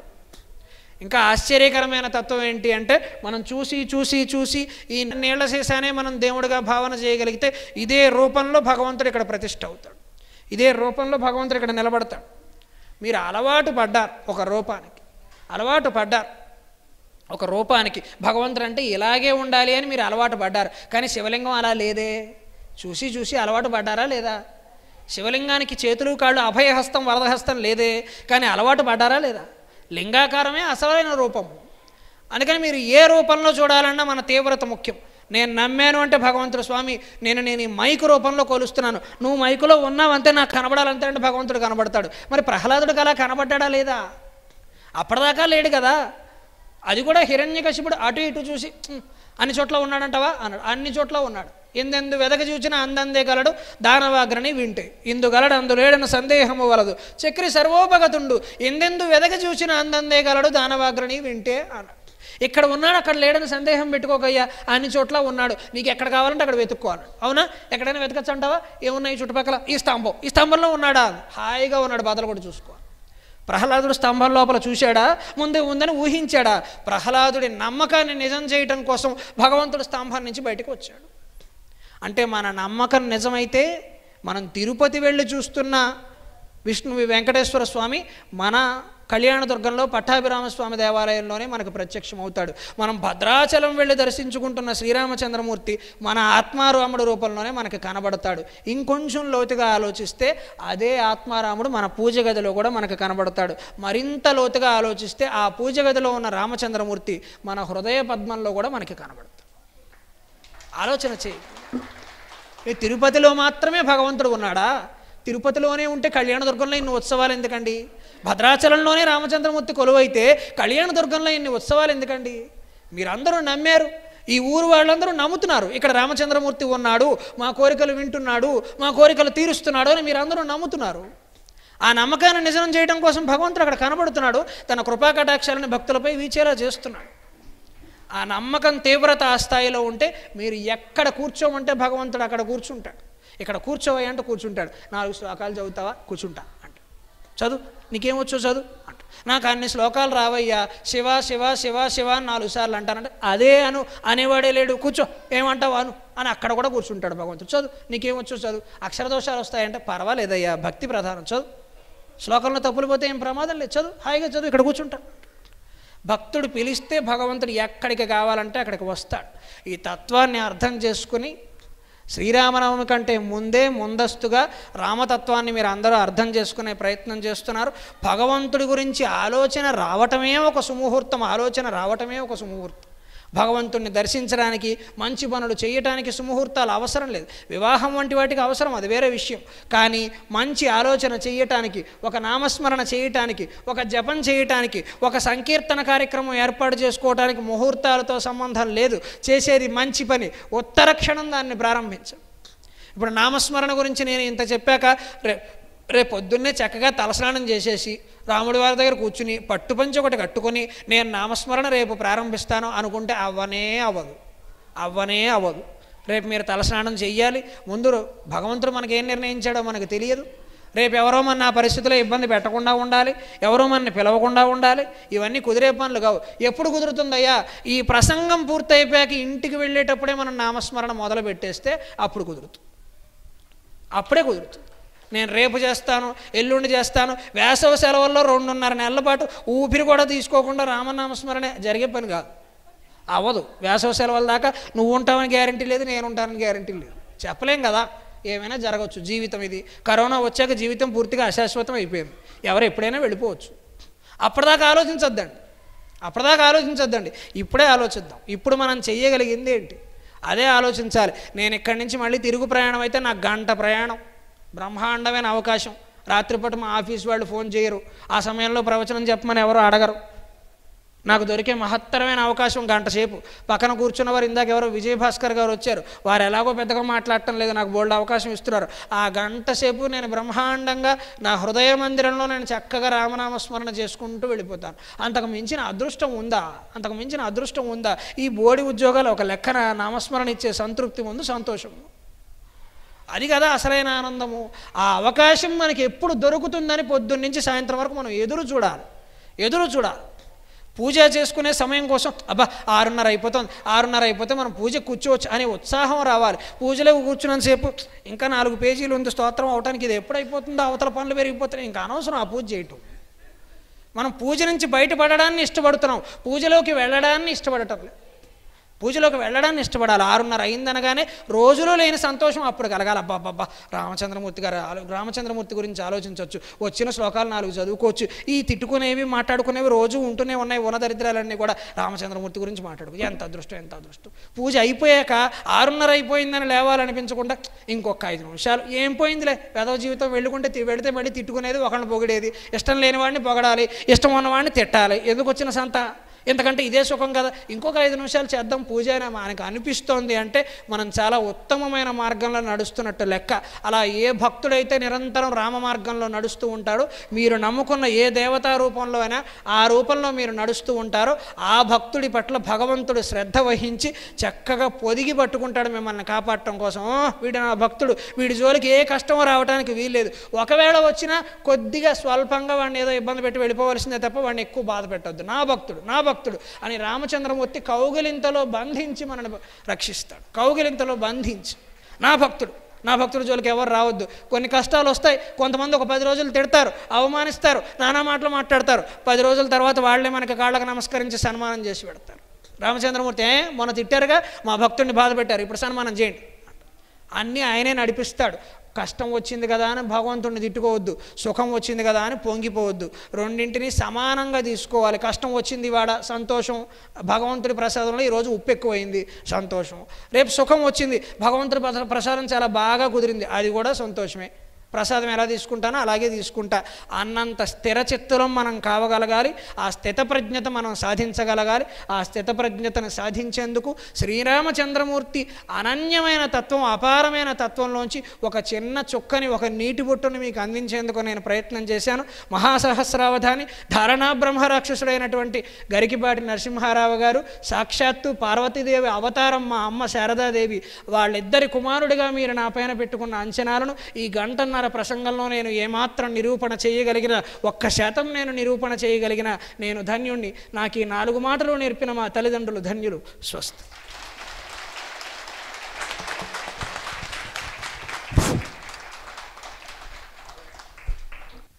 ఆలయ కమిటీ సభ్యులందరూ కూడా వేదిక వద్దకు రావాలి.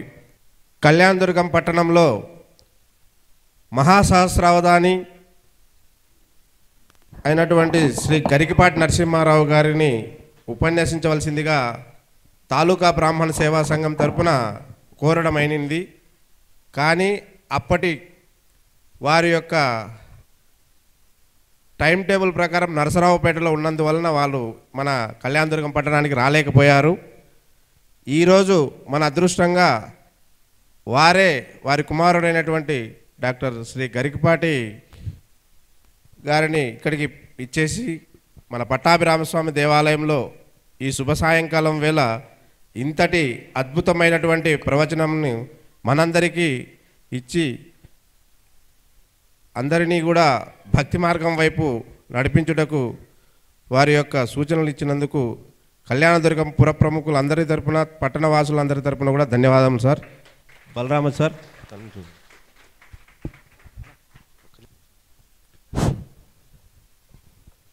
ఇప్పటిదాకా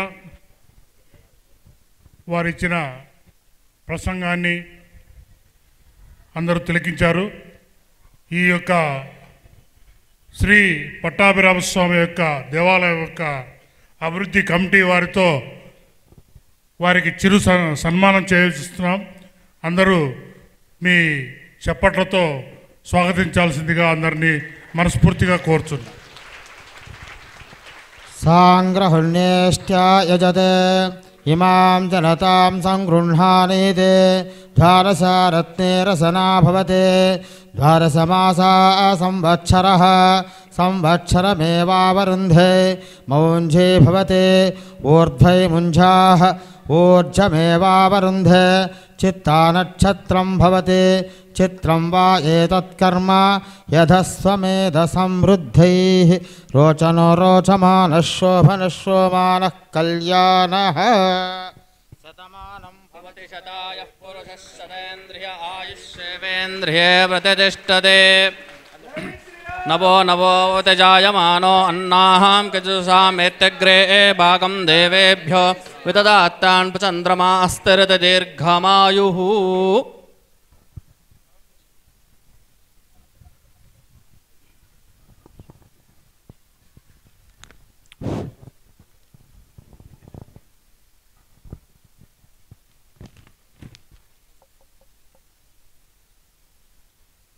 తండ్రియే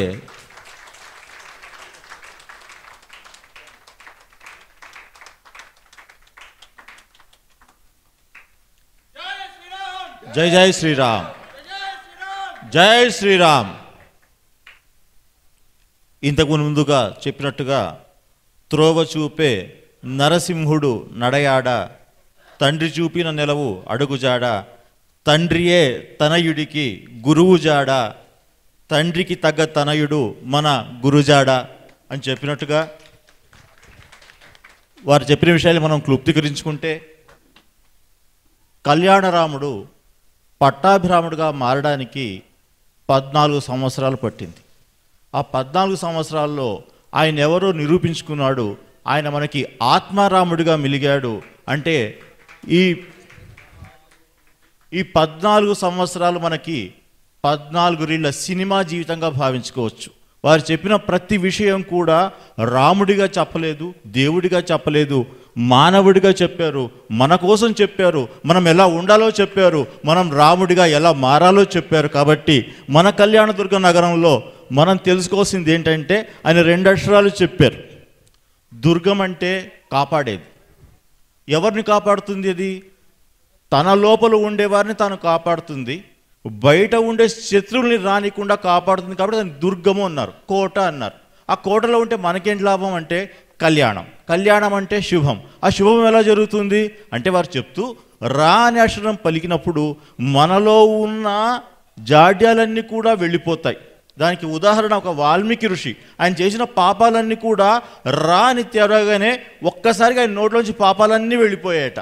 మరి బయట ఉన్న పాపాలు మనకు రాకుండా ఉండాలి, బయట ఉన్న శత్రువులు ఏవి కూడా లోపలికి రాకూడదు కదా. అదే కోట యొక్క లక్ష్యం కదా, మనం రక్షించాలి కదా. రక్షణలో ఉండేదే దుర్గం కదా. ఆ విధంగా బయట ఉన్న పాపాలు ఏవి కూడా మనలోకి రాకుండా ఉండాలి అంటే మనం హనుమంతుడిని స్మరించాలి. కాబట్టి రా అంటే పాపాలన్నీ పోతాయి వాల్మీకిలాగా, మా అంటే మనల్ని రక్షిస్తాడు హనుమంతుడిలాగా, రామ అన్న రక్షం పలికితే చాలు మనల్ని సదా కాపాడుతుంటాడు, కాశీ విశ్వేశ్వరుడిలాగానికి మన పురంధరదాసులు వారు చెప్పారు కన్నడలో. ఆ విధంగా ఈ కళ్యాణదుర్గం మనల్ని అనునిత్యం రక్షిస్తూ ఉండాలి. కాదు ఇటువంటి విద్వాంసులను సంరక్షిస్తూ ఉండాలి. ఇటువంటి వారు మనకి బతుకుబాటు చూపాలి, మన జీవనం ఏదో తెలపాలి. ఆ విధంగా మనకి జీవన స్థిరత్వం రావాలంటే, మనం ఒక రాముడిలో రామాలంటే మనకి తండ్రి తెలిపిన గురువు జాడ, తండ్రికి తగ్గ తనయుడు మన గురజాడ. వారికి అభినందనలు.